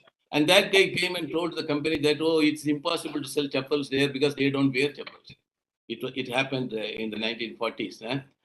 And then an optimist went there. He said, it is true that they don't wear chappals, but if we are able to capture even 5% of the market, make 5% of the people, we would spend millions of dollars. And the company followed the advice of the optimist, and they were spending money like anything. So what, in optimism about what? Optimism about our potential. Hitherto, what we have achieved is definitely not proportionate to our potential. We all know that. India encompasses a huge reservoir of resources. You name any, it's there. But our performance is so far hitherto not proportionate to potential. So three challenges are there. Our challenge is to convert our resource-based comparative advantages into competitiveness. Then we have to convert our commodities into value-added products, high value-added products. See, products can be classified into primary products, low-tech products, medium-tech products, high-tech products, and sophisticated products. High-tech products and sophisticated products account for 87% of manufacturing, global manufacturing value added and global trade. If this is the global reality, the question is, you want to be part of it as out of context. So we have to add value to the product. And the next challenge is to target communities, get people empowered in the development process, and spread the impact of that. So in order to address these challenges, the new approach is we not only try to convert our resource-based comparative advantages into competitiveness, but also try to enhance our global competitiveness, even without resource-based comparative advantage, using human ingenuity as the infinite source of wealth creation. And the government is very much at it. And then next one is towards prosperous India. See, prosperity is essentially a function of policy choice. Policy interventions will have to serve as new growth impulses, rekindling new and dynamic sources of growth. And that's why some countries, after the oil shock, economists predicted that the growth prospects of all developing countries would be completely doomed. It was only after the oil shock many countries emerged, many developing countries emerged as newly industrializing countries. And it was only after the oil shock we achieved a high degree of energy efficiency. We achieved economic efficiency, ecological compliance, and social inclusion. I still remember I used to drive a Lambretta of 1920s vintage when I was a lecturer. It was covering only 7 kilometers per liter of petrol. Today, the two-wheeler covers 70 kilometers per liter of petrol. So this is efficiency. So there should always be a crisis. Without crisis, you cannot find solutions. So we have to make optimistic claims about our potential and even try to enhance the global competitiveness of our products without resource-based comparative advantages, even using human ingenuity as the infinite source of wealth creation, as demonstrated by Singapore. Okay, next one is micro revolution, the improvement of livelihoods. Right. I think micro enterprises will flourish only when institutional technical assistance and business support services are rendered by the government as free good. If you look at the micro enterprises, small and micro enterprises in industrially well developed locations, and look at the role of the regional development agencies, Wales Development Agency, Scottish Enterprise. And these regional development agencies in dynamic industrial locations are virtually babysitting enterprises. Babysitting, when I said that, you have to render technical assistance and business support services and market intelligence network in order for them to thrive in an internationally competitive environment. In an internationally competitive environment, it is not the question of the survival of the biggest or smallest, but the fastest. Only those who keep pace with the rapidly changing facets of processing, design, and marketing will survive. Others will fall apart. So now I just move to the next one, private enterprise and nation building. There should be no overbelief on private enterprise because private sector misbehaves. The misbehavior of Lexman Brothers triggered global economic crisis in 2007 and 2008. We know that because private sector is always tempted to misbehave. What is needed is market-based public activism to promote the private sector, or market-based public activism to right the wrong. Look at what is happening to G5 auction. The money we are spending. How much? I think it's more than 1,56,000 yesterday, something like that, crores, compared to what happened to the previous one. So here, the market-based public activism is effectively institutionalized to right the wrong. And this is very well captured here. And then environmental sustainability and economic development. Now, it is empirically proved that economic efficiency is compatible with ecological compliance. Now, what is economic efficiency? You produce optimal output at the least cost combination of factors of production. Okay, you use the incidence of technical progress to achieve efficiency gains. And you thrive in a competitive environment only through efficiency gains. But when you turn out to products complying with the international standards and quality control norms, you demonstrate efficiency, and that is totally compliant with, consistent with the ecological compliance. And it is also corroborated by social inclusion. All these things will eventually lead to wealth creation. And then the next one is Modi, the man India trust in a crisis. Oh, the new paradigm of governance. I'm sorry, this is the section, and the second chapter under this section is Modi, the man India trust in a crisis. The trust on the leadership is very, very, very important. A dynamic leader wins the approbation of the people. Sometimes a country may be blessed with Mr. Perfect as its leader. This happened in India. I will not mention names.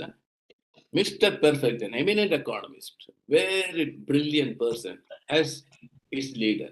If everybody under Mr. Perfect is imperfect, I would say Mr. Perfect is perfectly imperfect. A leader should have perfect command over all his colleagues. And the zero tolerance for inefficiency and corruption should be clearly demonstrated by punishing those who make mistakes and encouraging those who perform. This is leadership. And we are all witness to this. Then chapter 13 is agriculture, good but can be better. India's struggle to achieve rapid economic transformation is apt to be won or lost in the countryside. I don't know to convince you. The good thing about agricultural development now is highly qualified persons. And there is a trend now, highly qualified persons who were holding coveted positions, very coveted positions in big organizations. After retirement, they all go back to their villages and convert the family land into dynamic forms. Not organic, now they use a different word, biodynamic organic forms. I know two friends in Tirunelveli district. One is owning 600 acres of dynamic farm, and another one, I think, 500 acres of dynamic farm. It's all traditional lands, owned by purchased by the great grandfather and the parents owned it, and they're applying all types of new technologies there. They opt for digitization, then they go for digitalization, then they go for digital transformation of and the agricultural practices. Now they apply science and technology. That's the most important thing. I will give you one example. Take the example of oil palm. Oil palm was originally transplanted from West Africa to Malaysia. The palm oil tree, okay, and this oil palm tree is still a tragedy in West Africa. Productivity is low, value addition is low, etc. etc. In Malaysia, which was transplanted from Africa, in Malaysia, it is a potential source of wealth creation. So what is the difference? Why Malaysia is doing better in palm oil than West Africa? Because Malaysia applied science and technology to each aspect of farm development and product development. Farm and product development. By making simple improvements in the management of the farms, they dramatically increase the productivity of each plant. So this is already happening in India. Highly qualified, highly educated people are running big farms. Even film actors, lose their chance. They are all developing farms and they apply science and technology. Now, when I say that digitization, digitalization, and digital transformation, these are all outcome of innovative management. Sometimes people think that these things lead to innovative management. No, these processes are outcome of innovative management. So there is a need to amplify capabilities and skills at the innovative management level to make digitalization, and digital transformation. Yes. You want to say something? Yes, sir. What is it? From the panel experts, they're telling that they can increase control with it, like I can finish it immediately, no problem. I'm through. You can go ahead with the next program, no problem. I'm through. it's like the panel experts. Yeah. My task is to review the book. I wanted to spend 1 minute on the content of each chapter. Okay, I will wait up now. Okay, and now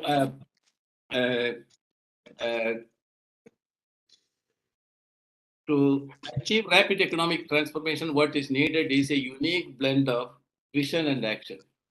Vision without action is a daydream. Action without vision is a nightmare. Fortunately, Modi ji has a unique blend of that, and the economy and the society benefit a lot. Thank you.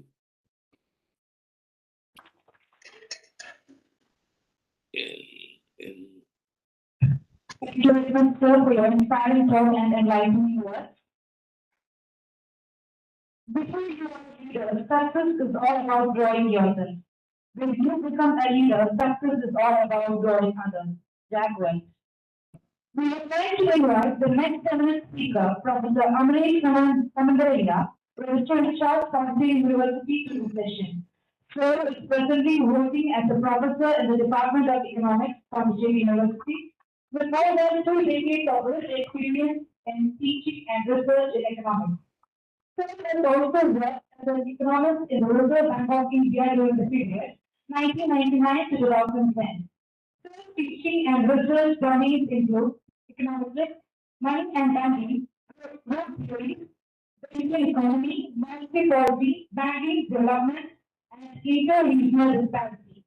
Sir has published many research papers in the professional journals in the field of economics and finance. Sir has also written a book on the context of monetary policy in India. Sir was the recipient of the Best Teacher Award from Undisputed University for the consecutive years 2011 to 2015 and 2018. Third session.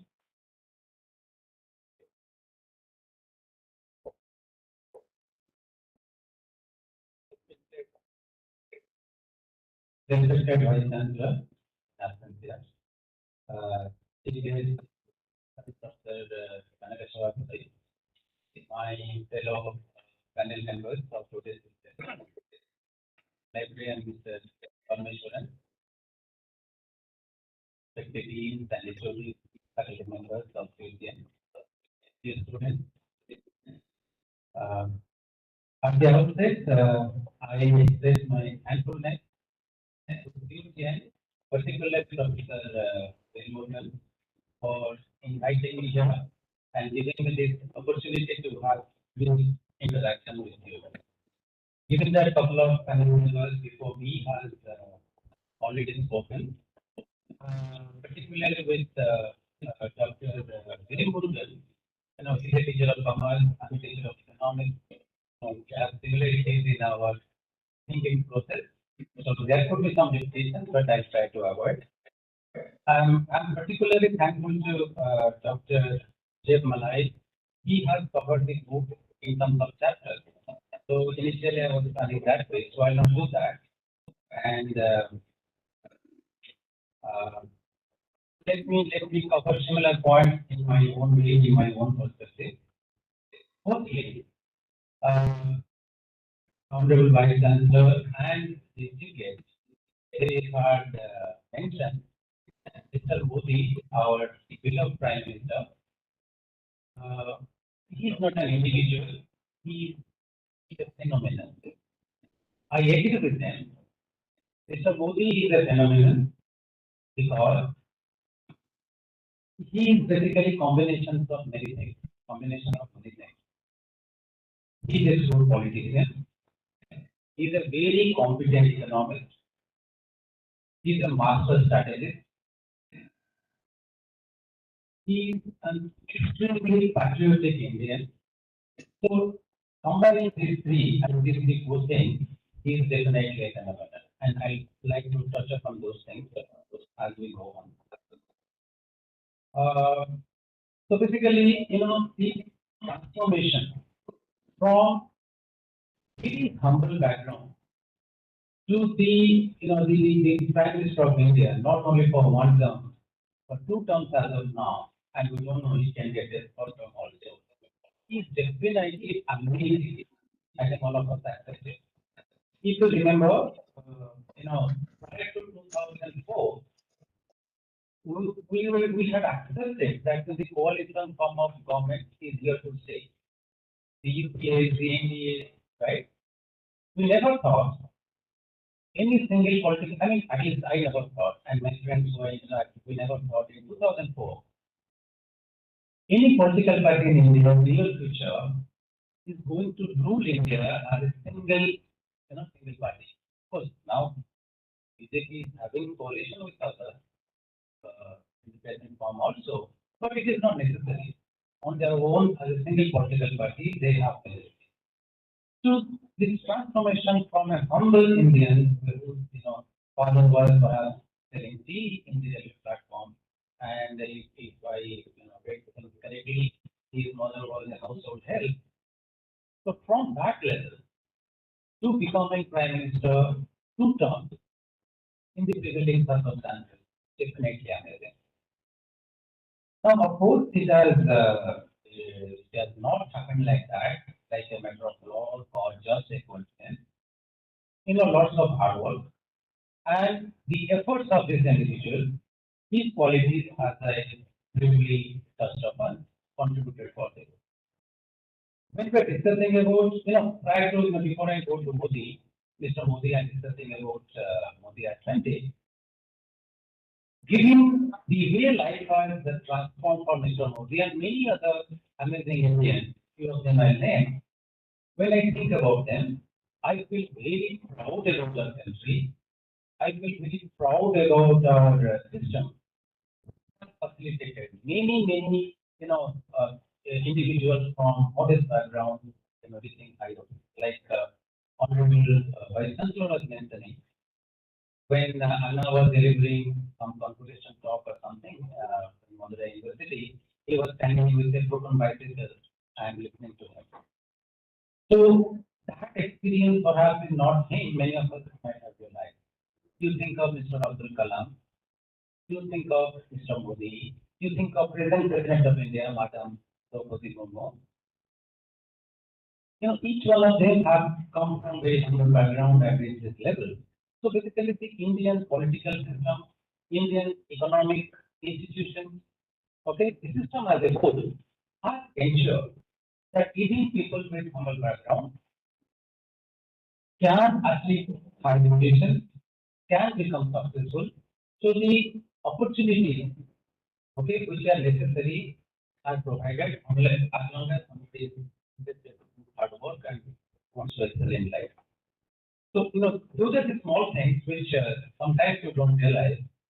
This, the traveling of 75 years of India from 1947 to today, and today India becoming a very important sort of, economic power and in terms of political position, international level, India has assumed significant importance.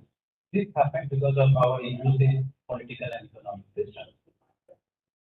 Now, coming to Mr. Modi, if you analyze his life, I think moving from, how to convert a crisis to an opportunity. I understand only I'm taking about the last and you have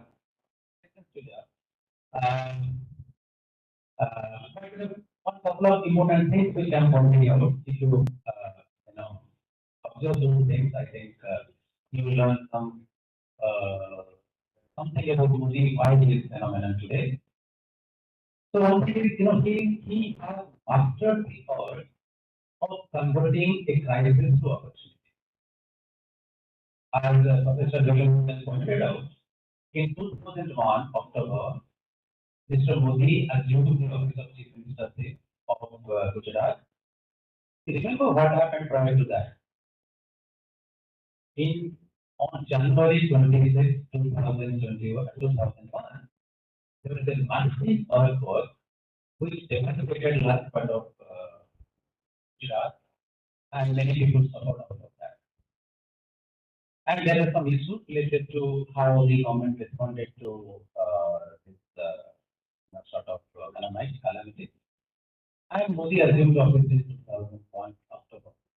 Many of the people who enjoyed my friends from Gujarat, many of them say, after Modi assumed office, he had undertaken the rehabilitation work, managed it so well, people started appreciating his efforts. See, natural calamity, this crisis, of course, we cannot avoid. But then, after that, how we respond to those crises are important. And the first successful story, how Modi became popular in Gujarat in his initial days, was his response to this crisis. And the recent one which all of us have witnessed, you think of this COVID pandemic a couple of years ago. Entire world, the developed world, you take US, you take Europe, they have better infrastructure, they have better capability, I'm talking about financial capability.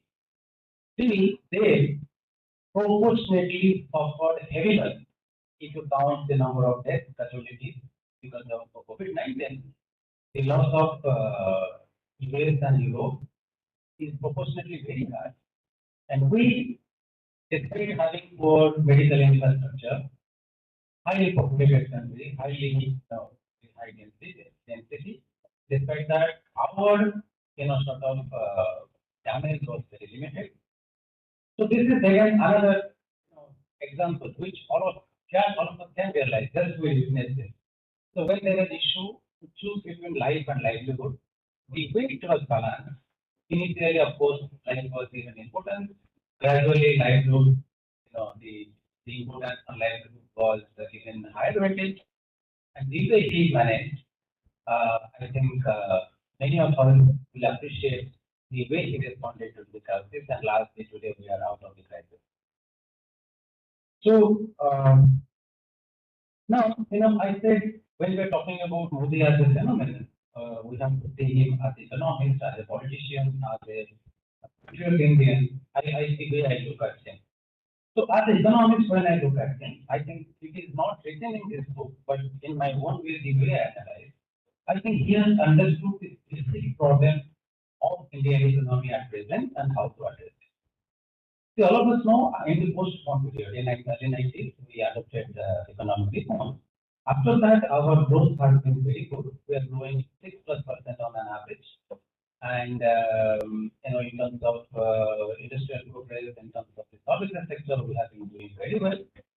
But the problem of the post-reform period, when we think of as economics, there are two problems which are matter of concern. One is related to income inequality. Even in our economy, the services sector is growing at a very rapid rate, and this contributes to close to 50% of GDP. So people engaged in the services sector, like the finance, banking, tourism, or hotel, restaurant, transport, etc. Their income is growing close to at the rate of 8%. Industry, again, it employs another quarter of workforce and close to quarter of output it produces, so largely balanced. But this sector is growing at the rate of 6%. Whereas agriculture, this sector employs close to 50% of the workforce, and it is growing at the rate of 3 to 4%. So because of these structural facts, what happens? There is growing income inequality. The people engaged in services industry, their income is growing at a rapid rate. Agriculture, not able to catch up. So this is one major issue, major problem of the Indian economy and the post-reform period.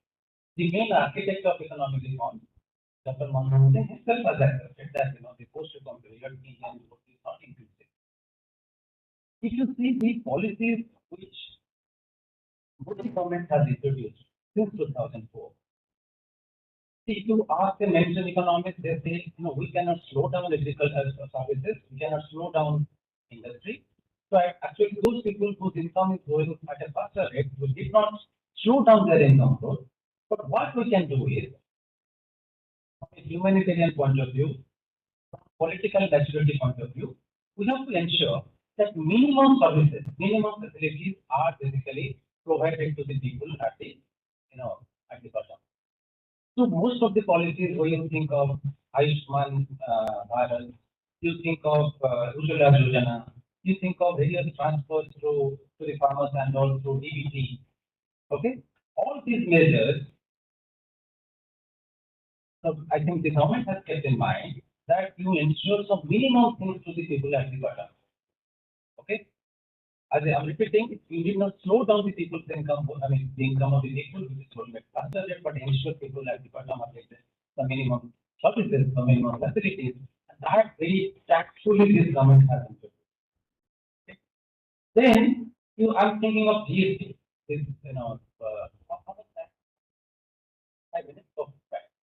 So this goods and services tax, which was introduced, I think around 2016. In politics, of course, there have been many critics.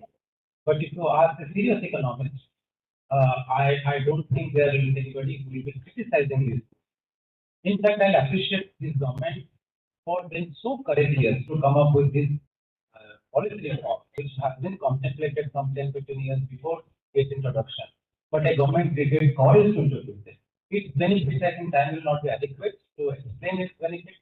What I'll suggest is, what I can briefly tell is, earlier we had many forms of tax, like the excise tax on production, we have sales tax or tax on buying the things like consumption, the job rate tax on transportation, and these taxes headed in different states and different. The government was choosing which products to tax, which products to not tax. So if you are a producer, really you have to create a complicated tax system. Now with the introduction of GST, across the country, it is one tax rate for the same products. There is no octroi, and there is better tax compliance because at different stages of taxation, things can be monitored, things can be accounted. Okay, so this is surely, I think I'll say in the tax system for us the most significant tax reforms in the Indian economic system, which this government has introduced. And whatever it was introduced, it has helped in revenue augmentation in some years. This doesn't give us results, free, right? quickly it will have bad impact. Quickly it will be, making many people unhappy because, when a producer, a seller, a retailer who was not paying tax earlier, now you insist on to pay tax, people are not happy with that. And generally, it comes with high inflation for popular years. So these are not popular things, but he ensured because it is the interest of the government, interest of the economy for the longer term.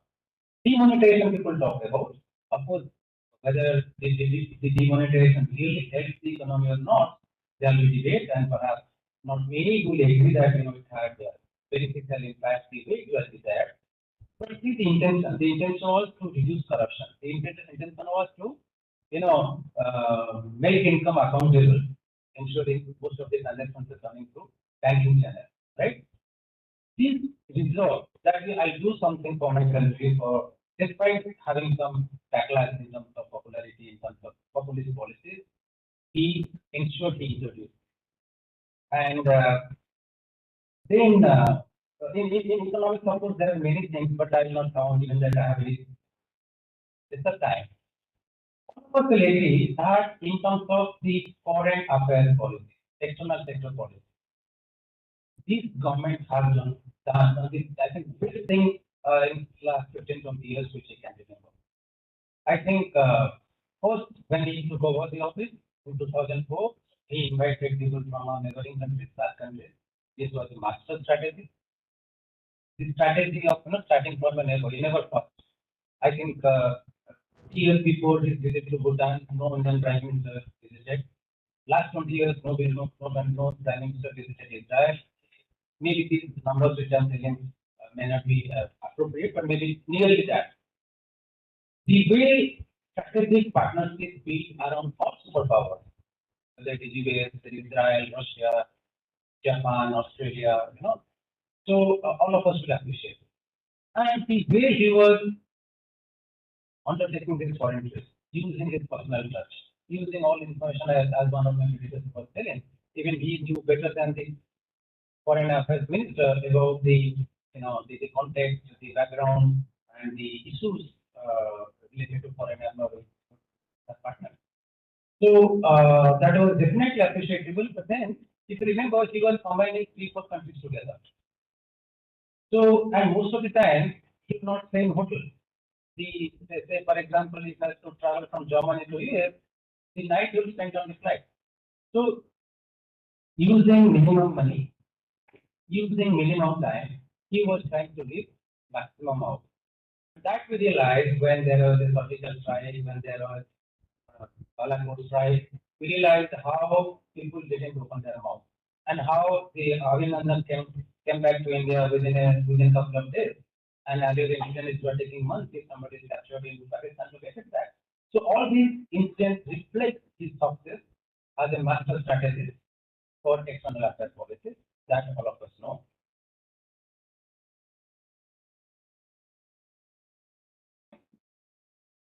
Yeah.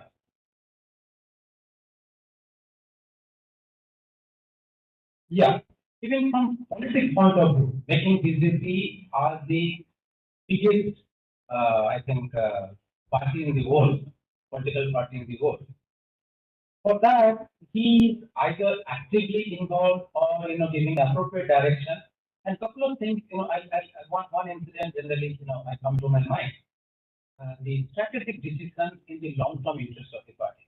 If you remember when Mr. Anand Kumar, leader from Karnataka, he passed away, giving his contribution to party, okay, and the emotion of that time, everybody expected maybe Mr. Anand Kumar, why he will get an opportunity to contest from that constituency. But the ticket was not given to Mr. Anand Kumar, it was given to Tejas Surya. So you see the maturity and the strategy in the decision. So the recognition of the merit, unless Surya may be a young politician, not known, maybe father is not a big man, but think that this person can be useful for the party for next 30-40 years. BJP under Modi was taking this strategic decision, recognizing merit. So this is one example. But you can think of all examples, all decisions. Presently also, we deciding why Madam Momo will be given this ticket. to think of the strategic decision, how it influences the political equation of the region, okay, and how it is going to see. One is recognizing the rating. This is one particular thing I think none of the speakers told in focus for us identified. But one particular thing, earlier all Padma Shri awards, Padma Shri, Padma Bhushan, etc. They used to be elite, most of them. Okay, and people from Luty and Delhi used to be deciding things. But if you see last 5-10 years, most of these, and many of these awardees are from very humble background. Some come out of Kerala, some come out of Jharkhand, somebody only known to that region. Their contribution to the society is recognized. So I think now we have put in a place a system where merit, real contribution at the ground level is recognized. This is definitely very encouraging for the nation as a whole, and this is also making BJP as a stronger party. And Article 370. There are many. So there's many unresolved problems of India historically. Okay, are actually resolved by this government. That shows its sort of patriotism and its boldness to take some decisions. And Article 370 is one of them, right? I think anybody, at least I never thought that in our lives and given the political sensitivity of the issue, it can be peaceful, right? This government has the courage to take a decision. Definitely there will be challenges when you take a decision like this, and this was an unresolved problem for a long time. Different sector. Prior to this, BJP came to power, and BJP under Modi came to power in 2004. I think the spending on sort of strengthening the Indian Air Force, Navy was perhaps not that encouraging. Modi ensured that appropriate amount of appropriate assets for Indian defense system are procured, and the long-term interest of Indian defense is taken care. And those people who were critical of that, today they might have realized in the context of Russia-Ukraine war, if they're not militarily powerful, some neighbor, some aggressor can, completely disrupt your economic progress and the livelihood of the people. And those are the mature decisions taken by the government to strengthen the Indian defense system so that we can defend ourselves from foreign aggressors. So overall, given the limited time which I had, I'll be definitely putting Modi as given his sort of contribution as a chief minister, as the prime minister of the country. I think one of the very highly rated statesman leader which India produced during our post-independence era. I think today, even when it's leading, we are appreciating so much.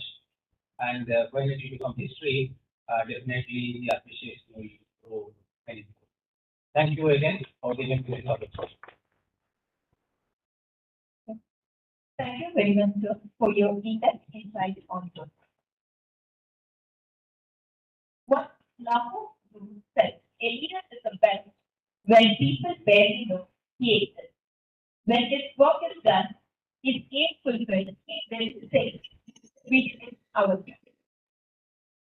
We have with us a tremendous visionary, Professor Ashish K. Verma, the director of Bharatadasan Institute of Management. Has more than 3 decades of experience in academia and industry. Some contributions include the section of teaching, research, and industry consulting in the digital business and technology adoption space. So, business domain includes digital business strategy, digital marketing, IT, and marketing. Is also the advisor of Confederation of Indian Industries, the Federation of Indian Chamber of Commerce and Industry, the Tamil State Council, NACO, and Society of Automotive Engineers in designing the key concept norms and policy recommendations. With immense pleasure, we welcome you, sir, to this session. Sir. So thank you so much, and good friend Dr. Velmurugan for inviting me over. and respected Dr. Krishnan, Professor Kannada Shabapati, Dr. Prabhanan, Samantare, Mr. J.R. Karna, Professor Sulochana, Professor Nagaraj.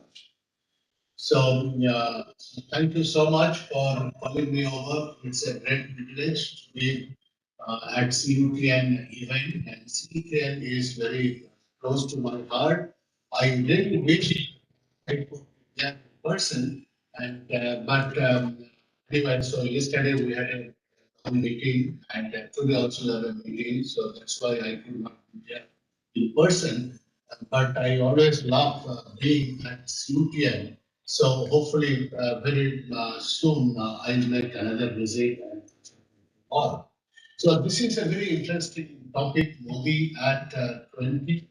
And so the character Modi is a very, very enigmatic character. Like you can love Modi, you can hate Modi, but you cannot ignore. I have not seen anyone ever ignoring Modi. Either they will be Modi hater, or they will be hot, or they will be loving Modi. So there is no third option. So that is the kind of character that Modi has. And usually we do not like any political character, but Modi is the only political character perhaps is the most loved one, not just India, but across the globe and outside those who do not have maybe any direct connect with India. They are also fond of Modi, and Modi has wants to be a very powerful leader. So, but what are the characteristics? I just briefly went through both Modi and Putin, beautifully architected. But why are we reading this book? Is this book to just to eulogize Modi? Is this book just to kind of build brand Modi? No. The purpose of this conference, the purpose of this review of this book, Modi at 20, is to identify what are the traits of Modi, what are the leadership style of Modi that makes him so interesting. Okay, that's make people sit up and look up to us. Okay, so today India is getting a very place of eminence globally. It is again thanks to Modi's policies and Modi's diplomacy, the way the country is being steered. Just look at this. There have been so many US sanctions in the past, but when this Russia and Ukraine war starts, India is not condemning Russia, but at the same time, so US is not able to impose any sanction on India. So India is also getting those anti this missile that is 400 anti-missile system, and they are deploying it.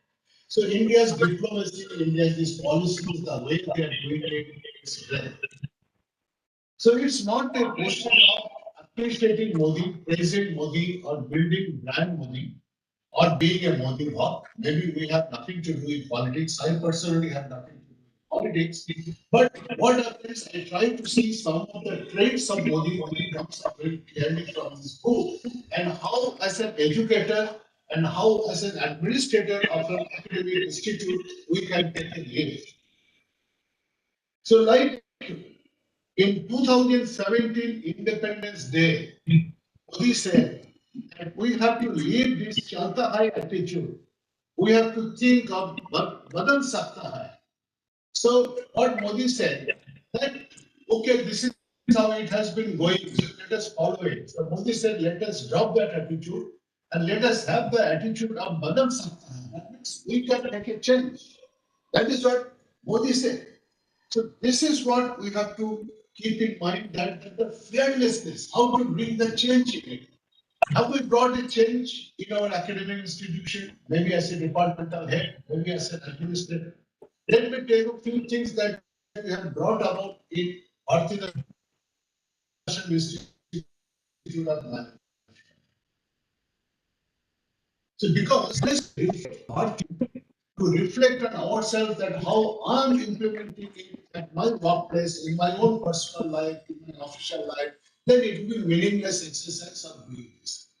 So here, like at BIM, The entire purchase process, we have made it completely transparent. Completely transparent. The digitalization, when we talk about Modi's digitalization, UPI. Now UPI is so popular that Google has recommended US that you can look at the features of UPI. So today this digital payment, 2021, our digital payment is 4 times the digital payment that is happening in China. So today we are number 1 in terms of digital transactions that is happening. Okay. Whereas few years ago, that means about 2014 and 15. So we are nowhere close to what China was. So how do I apply this kind of transparency in my own institute? In my own institute, we do not buy anything from the third party, not even the books that we prescribe. We buy only from Amazon, Flipkart, or directly from publishers. There are nexus between publishers and the local booksellers. So I have broken that. Similarly, these computers and all these accessories we directly buy from Apple or Dell or HP. So if Modi is showing the transparency at the center, then how do I show transparency at my own level? So Modi is talking about this Beti Bachao, Beti Padhao. There's a women empowerment. Modi is talking about women empowerment. And so many things he has introduced, like education for the girl child, abolition of triple talaq, providing cooking gas connection to all households. And in the last 5 years, the median number of women in Indian board has doubled. The median number of women on Indian board has doubled. Okay. So when Modi is doing all this empowerment, what are we doing in our own place? So we have a strong Vishaka committee in place. And so far in the last 38 years, we never filed any internal complaints committee report on the district collector. But from this year onwards, we have started doing it and there is no incident. So can we ensure that there is zero tolerance to any abuse of women and exploitation of women? And I'm so happy to say that this time the number of girl children joining our program is the maximum, is the highest so far. We have an intake of 120 students. About 50 of them are the girl children, and this is the highest so far. So this is how we have to go through this book, Modi at 20, and see that how do I apply it in my own life, in my family, and also in the society and in the workplace that we are in. The other aspect of all this is Atmanirbhar Bharat.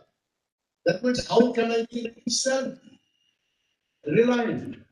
So while we all know about Atmanirbhar Bharat and being self-reliant, but how do I apply it in an academic institution?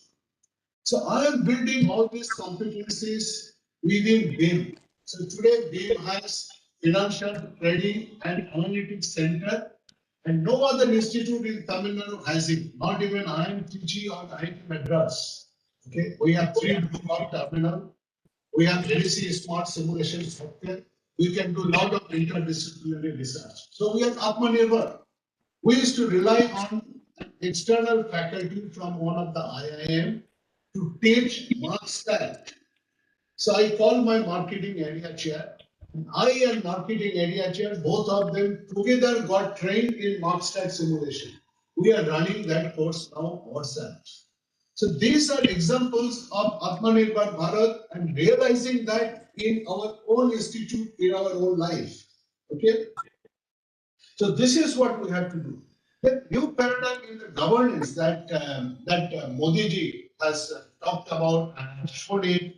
It's like management of farm sector, drive against corruption, then smooth interplay between development and the environmental protection, and then the kind of governance response has been to response to COVID-19. The way India responded to COVID-19 and our mass vaccination program, that is a case study by itself. No other country globally can match it. And India has become the vaccine capital of the globe. And integrating technology into day-to-day governance. So technology is getting integral to our day-to-day governance. And taking big and thinking big and executing at scale. How can we execute at scale? So just imagine Beam is it's a independent and autonomous school of excellence, and with that, and we have only 120, only 240 students. With that, today we have become the academic partner of Government of Tamil Nadu to run the Chief Minister's Scholarship Program. How many people registered for this program? 80,000 people. We organized country-wide test. So could we think of it maybe one year before? No. But we are taking that leap. We are getting into the unknown. And when you work with the government, it's a very high-stake game because there could be incidents of question paper leaking or nationwide tests, maybe some computer not working. And whenever it is a government mechanism, then there will be opposite party, and they are always looking for something to blame the government. So it's a high stake game, but we plunged into it, just like the way Modi plunged into say your demonetization, good or bad. I'm not going to say, but it's something. It's a massive deal. The GST implementation. So kind of is taking that big leap forward, having the confidence, taking risk, and thinking at scale, at a big scale, not a small changes, but it's a big change. Demonetization. Okay, so these are the aspects that we need to look at. So I'm not sure if you could hear me, or I hope I'm audible. So I would end here by saying this wonderful book, Modi at 20. I congratulate CUTN and also Honorable Vice Chancellor Dr. Krishnan for taking this initiative, for inviting me to this event. And my only request to all the participants is that let us not read this book just reading the book and knowing about Modi, eulogizing Modi, but how to capture the sense of Modi, the sum of the good traits and the leadership style and the management practices of Modi, and apply it to our own institute, to our life, and at our workplace, in our own processes. So with this, I look forward to see you all. Thank you so much. Thank you very much, sir, for giving your meaningful input on this topic. May we now kindly invite our esteemed guest, Professor P. Sabhabati, sir, former Chairman, ICSS, New Delhi, to give the closing remarks of this panel. Sir.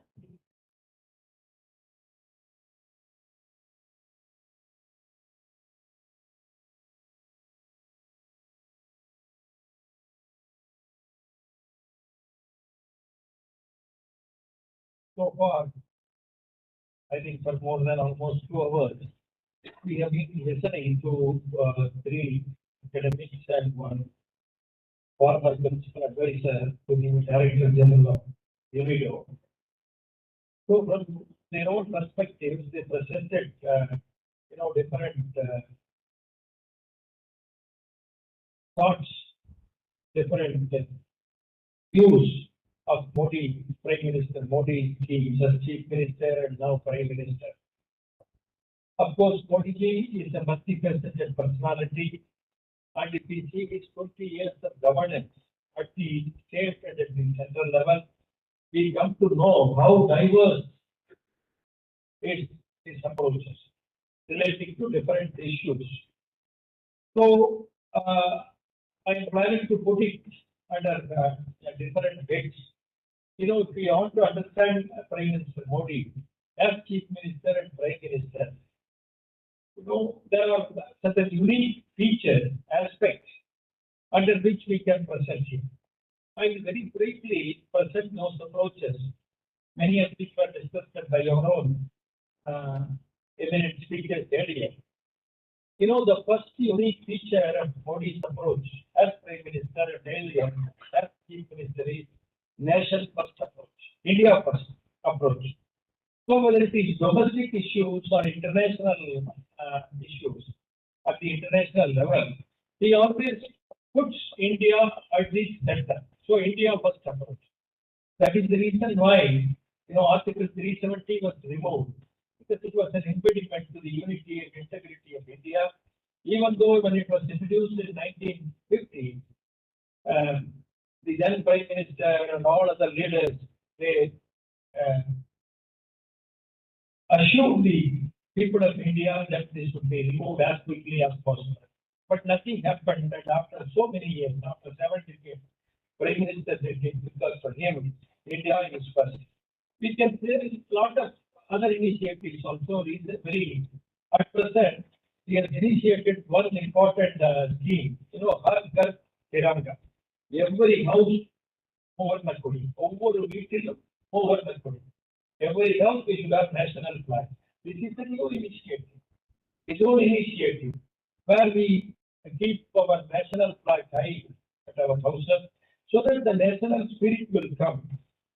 And we all know that in the last 8 years, every year we always spend Diwali with our defense personnel at the borders, at far off places. So this is how he keeps India first at every opportunity. When we see at the international level, some of you may have noticed it, all along for more than 65, 70 years, we were responding to the dictates of the Western nations, so powerful nations. Once upon a time powerful, but they have lost much of their power now. But it is they who dictate things, whether it was in WTO, World Trade Organization, or United Nations, or any other international level. All of us know a few years back, 2015-16, for the first time, India stood up to the pressures of the Western nations of the WTO, World Trade Organization, and now in all international arena, we have our own interests at the center. So we no longer succumb to the pressures of the Western countries, however powerful they may be. This is not happening.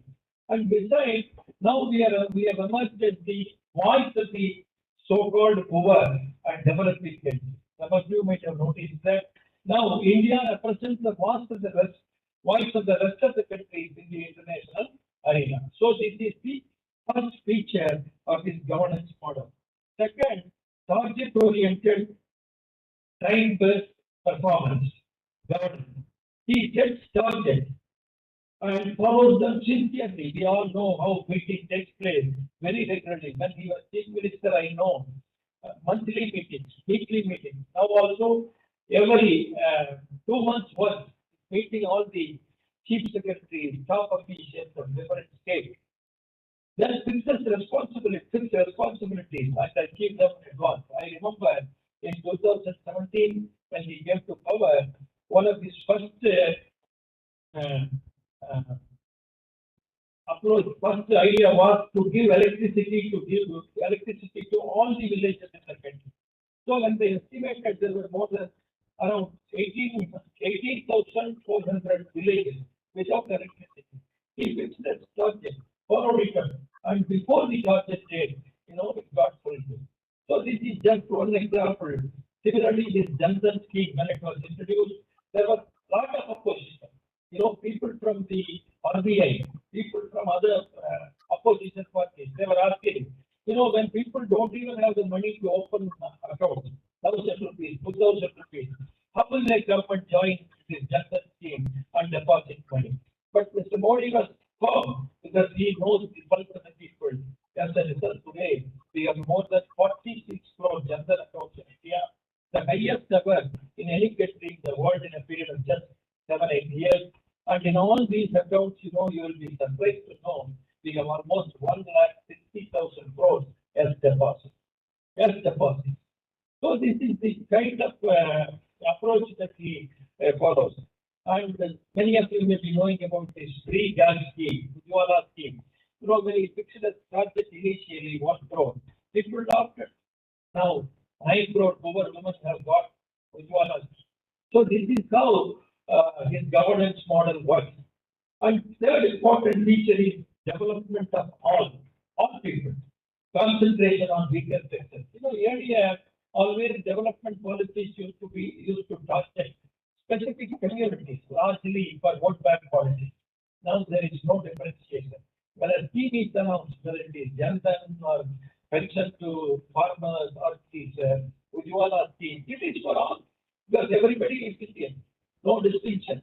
So he reaches everybody, but he gives more attention to the vulnerable section. As a result, all of us know now there are 20 ministers for the first time in the history of India, 20 central ministers belonging to ST communities.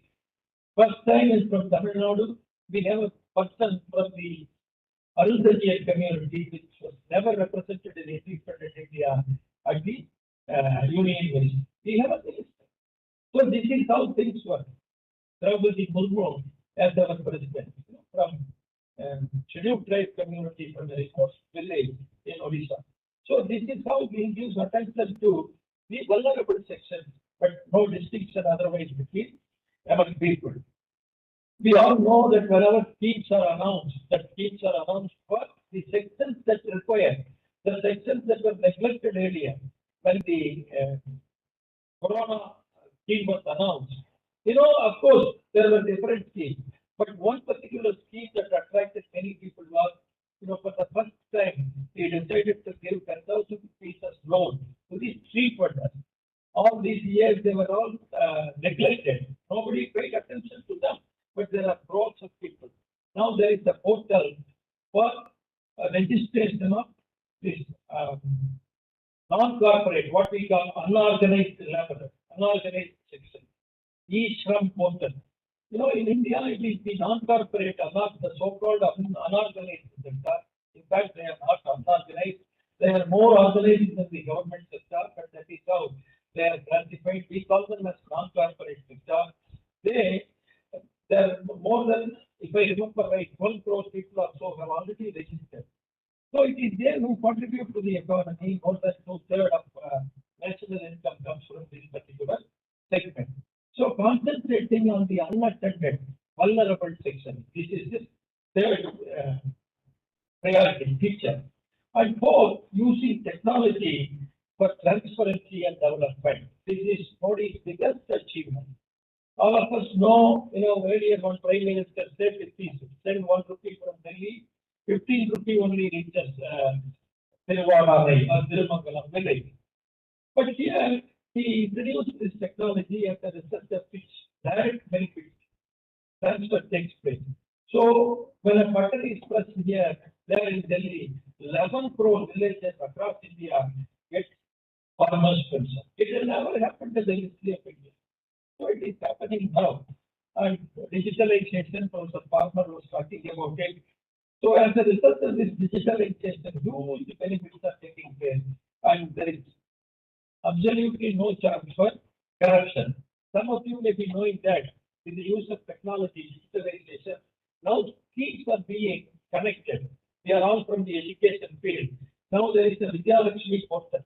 If you go to the portal, students can get all details with regard to all loans. Earlier, they used to go to different sections and then try to find out, how could they take for any benefit out of it. Now there is no problem. You go to one portal, you get all details. So these are all usage of technology for the benefit of the people. And Professor Farmer was talking about this payment mechanism. Last month, you will be happy to know that 6 billion transactions have taken place through this payment method. Completely Indian, completely native method. So we have overtaken, and he said, not just China, rest of the countries as well. And fifth important aspect of Modi's approach is that transforming crisis into opportunity. Some of you may be knowing that just before he took over as the Chief Minister of Gujarat in 2001, there was a huge earthquake. And the government at that time found it difficult to manage it. He became the Chief Minister and he handled it so well that the world came to know about it. I remember when we were visiting Morbi. Morbi is an industrial town in Gujarat. It is Morbi that makes all these Ajanta wall clock, and they are the largest wall clock manufacturers in the entire world. This Morbi, in Morbi there is a river, Harichavi River, and in that river there were floods.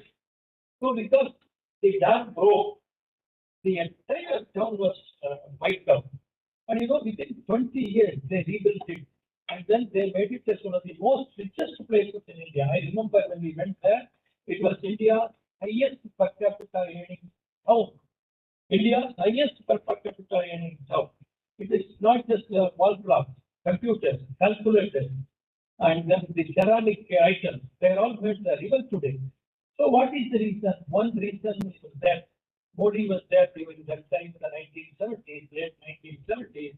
He organized people. He asked them not to wait for the government to start initiatives towards them. So he led from the front. So he uses every crisis into an opportunity. That is how during Corona also he handled the situation. For the first time in India's history, within 9 months, India was able to make 2 vaccines. Not just that, India is the only country that has given doses to 200 crore people. Nowhere in the world it has taken place. America has a population of just 33 crores. But even today they are not able to give doses even to half of their population. This is the situation. Not just that. In March 2020, April 2020, when Corona attacked all of us in the world, no country was prepared. So as a result, we did not have personal protective equipment. No country had. But within a year, we did not manufacture these PPE items for ourselves. In fact, within 6 months we made it. We became exporters. That is the most important point. I come from a place in Coimbatore called Somanur, which is about 20-25 kilometers from the Coimbatore city. Even in our own business center, 2 people made this PPE kit. As a result, in 2021, we became exporters. We started exporting to different countries. At that time, India was dealing under Corona crisis. Can we believe it? But this is how Prime Minister Modi turned a crisis into opportunity. And the sixth important feature of all this governance model is India-centric approach. India-centric. Keeping the economic, social interests of India.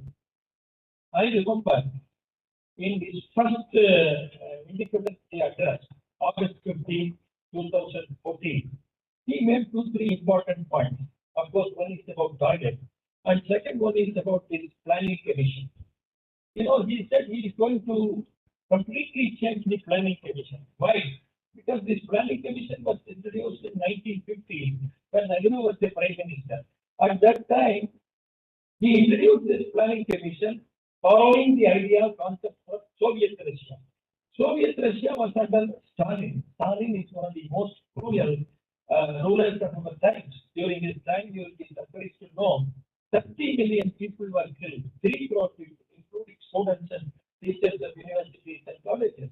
So at that time, he wanted people, his own group, to take decisions for the entire country, sitting in Moscow. The same system was adopted here. As a result, some of you may be knowing that all decisions used to take place in Delhi. I remember in 2011 or 12, when Madam Jayalalitha was the chief minister, we went to attend the planning commission meeting. And after 5 minutes, the then planning commission vice chairman, Aluwalia, he pressed the bell, saying that, Madam, your time is over, you close your speech. He said, I represent 7.5 crore people and you organize meetings once in a year. How can I complete all my points within 5 minutes?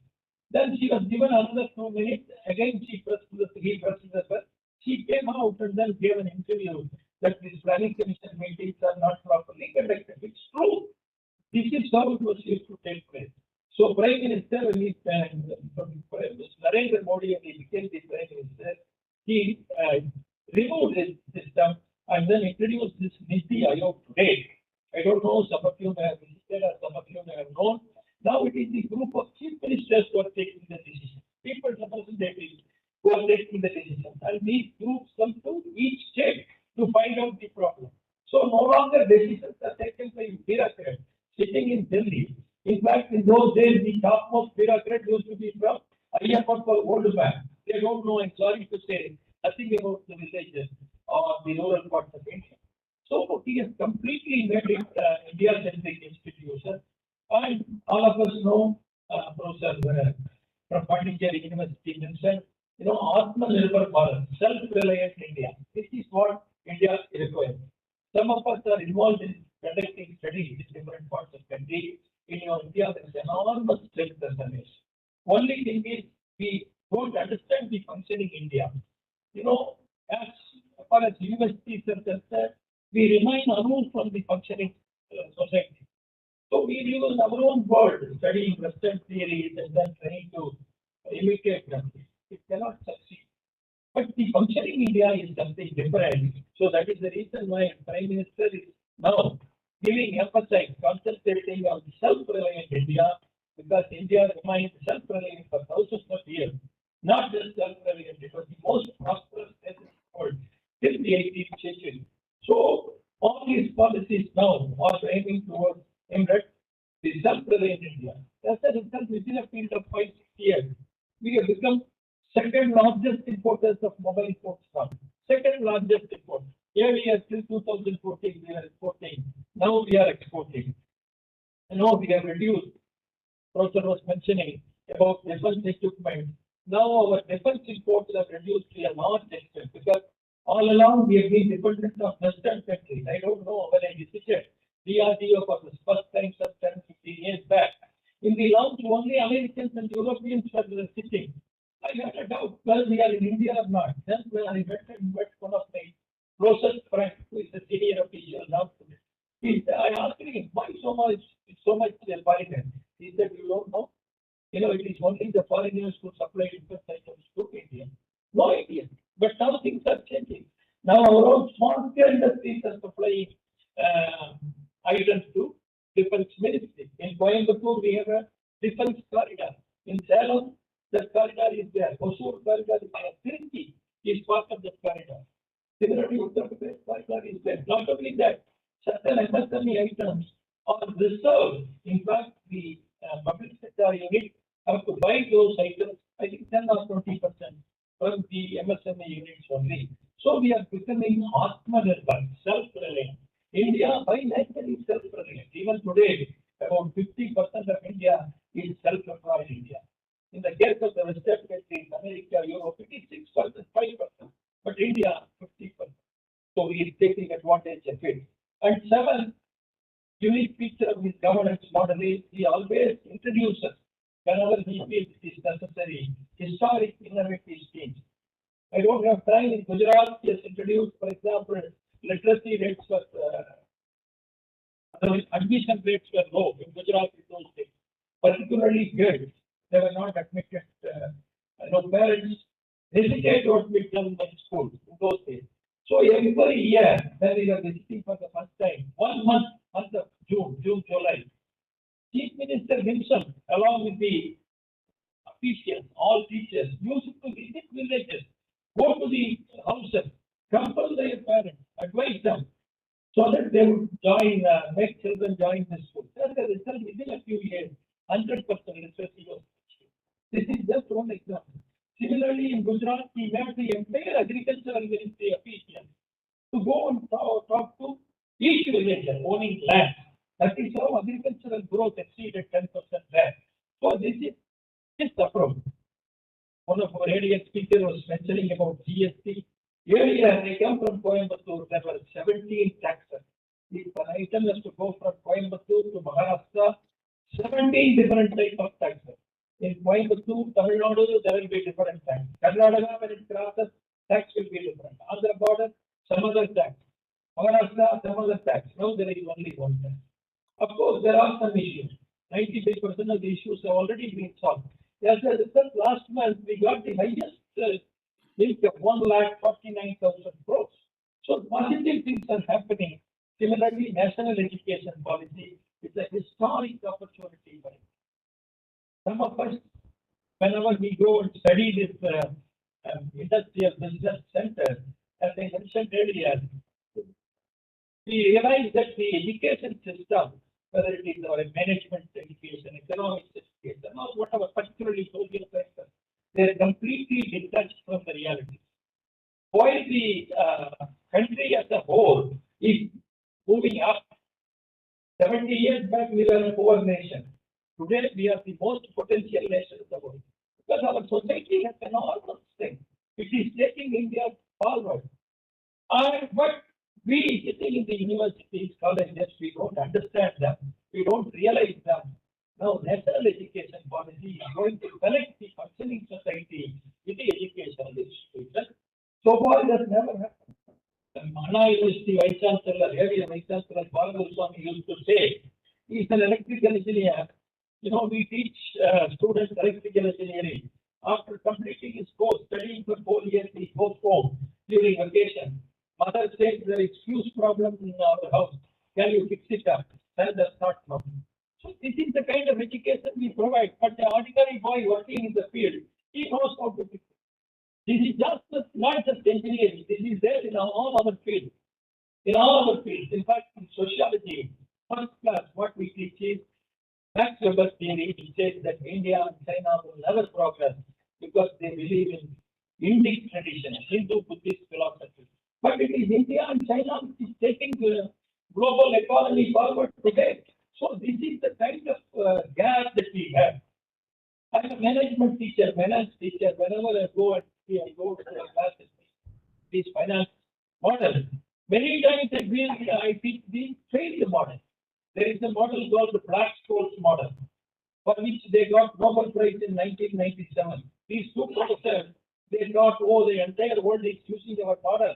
Then why should we go and work in a university for a fixed salary? They resigned their jobs. They set up a company. The company name was Long-Term Capital Management. They became full-time advisors. There was a huge expectation in the international market. Oh, for the first time, two Nobel laureates have set up a company. So we will earn millions of dollars as profit. Many executives resigned their jobs and then joined this company. Many people invested their money so that they will be able to reap huge benefits. First year results came in 1998. You know, they have lost not just their initial capital, but more than 40, 50 times of their capital. They became paupers overnight. They lost all their money. They did not know what to do. Of course, again, they went back to teaching. You will be surprised to know that even today, we are teaching the same subject in India. That's my output. So this is the kind of education that we have. So we need to connect it. So that is why the significance of national education policy. This is going to completely change our education system. I have no doubt about it. An education system which has no connection with the local society will never provide real education. And this is what we have been doing, unfortunately, for the last 50, 70 years. So we are victims of the colonial education. Fortunately, that is changing now. And the recent development, Agnibath, being introduced by the government of India, it's a very important initiative because all around the world, whether it is America, China, etc., if you see the average age of an army man, it is in 20s, but in India it is 30. So if at all we have to fight, we need to have young people. That is the reason why this Agnibath scheme is introduced. So what I want to emphasize here is, Prime Minister, whenever he feels this is necessary, without hesitation, he has the courage to introduce and implement the schemes. Then the eighth aspect is taking India to the global level. We all know how there is enormous respect for India. Dr. Jaishankar has written about it. So when Yoga Day was proposed as International Yoga Day on June 21st, most of the nations, more than 140 nations, immediately accepted it. And all of us, some of us may be knowing, again, it is mentioned here, India is leading the world now. You know, throughout the world, this pollution problem is there. So dependence on petrol, diesel is going to be dangerous. No solution, but Prime Minister suggested solar as an alternative energy in 2015 in Paris conference. You will be happy to know now International Solar Alliance Foundation is in Haryana. Headquarters is in Haryana. So now we are leading the world today. And the ninth important aspect is zero tolerance towards terrorism. All of you may be knowing these militant activities. Terrorist activities are coming down, and there is zero tolerance to corruption also.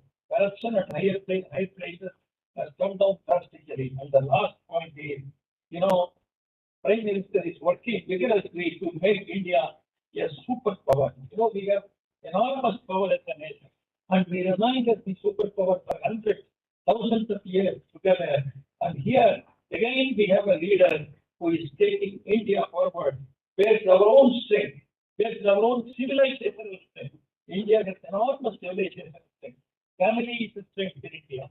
Society is a strength in India. Culture is a strength in India. Women have enormous strength. Nowhere women is respected. Here, women remain the critical force, central figure in all economic development and social development. But for which you have to respect them. But they are demeaned women, demeaned families. As a result, now their economies are sinking. There is close coordination between culture and economic development. Prime Minister, for the first time after independence, he recognized it. Sometime back, one of our earlier speakers was mentioning about Tamil.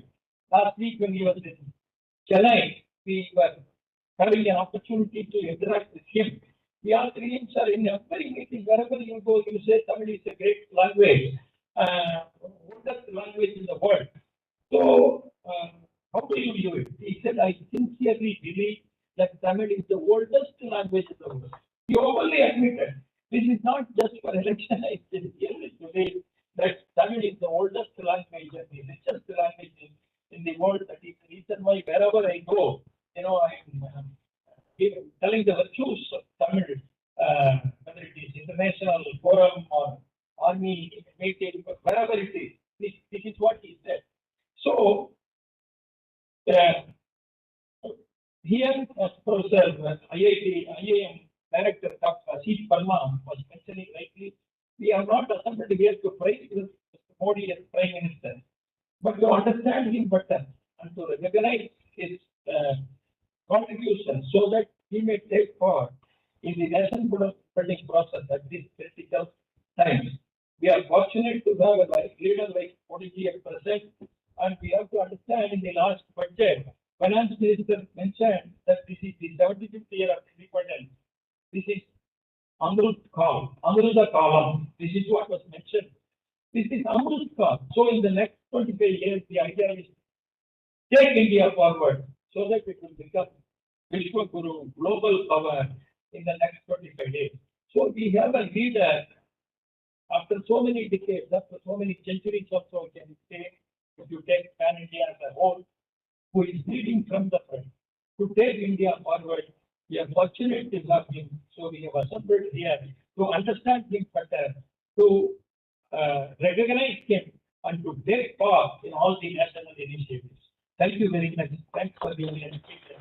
And the entire team organizing this discussion. Thank you very much, sir, for your informative concluding remarks on the book titled Discussion on Modi at 23 Week 10. We are thankful to all our honorable chief guests and eminent panelists of this discussion. Thank you, sir. It's time to thank each and everyone who has made this day a grand success. May we now invite our most respectable librarian, Dr. R. Parmeshwaran, sir, Central University of Tamil Nadu, to deliver the word. Sir. It gives me great pleasure to deliver a vote of thanks in this event. First of all, I thank our honorable Vice Chancellor, sir, for his proceeding address in this event and his support to organize this event. I also thank you for giving me this opportunity to organize this event with the Association of Dr. P.S. Velupuran, sir. I express my sincere thanks to Professor P. Kanadasabhavati, former chairperson, for chairing this session and sharing his interesting experience with the Honorable Prime Minister Modi. I thank Dr. P.S. Velupuran for his detailed discussion of this book Modi at 20. I thank Dr. Navamal for the extensive discussion of all chapters in this book. I thank Professor Amrit for his thoughts on this book on an economist view. I thank Professor S. Nagarajan for his felicitations in this event. I thank Dr. Asit Verma for his inputs in this book. I thank our financial officer, deans, heads, faculty, officers, staff, students of CUPN for their participation in this event. I thank faculty and other staff of CUPN who were associated with me for this event to make sense. I thank all the media persons for their coverage in this event. I thank all the supporting staff for their support to conduct this event. Thank you very much. We request everyone to kindly wait for national anthem.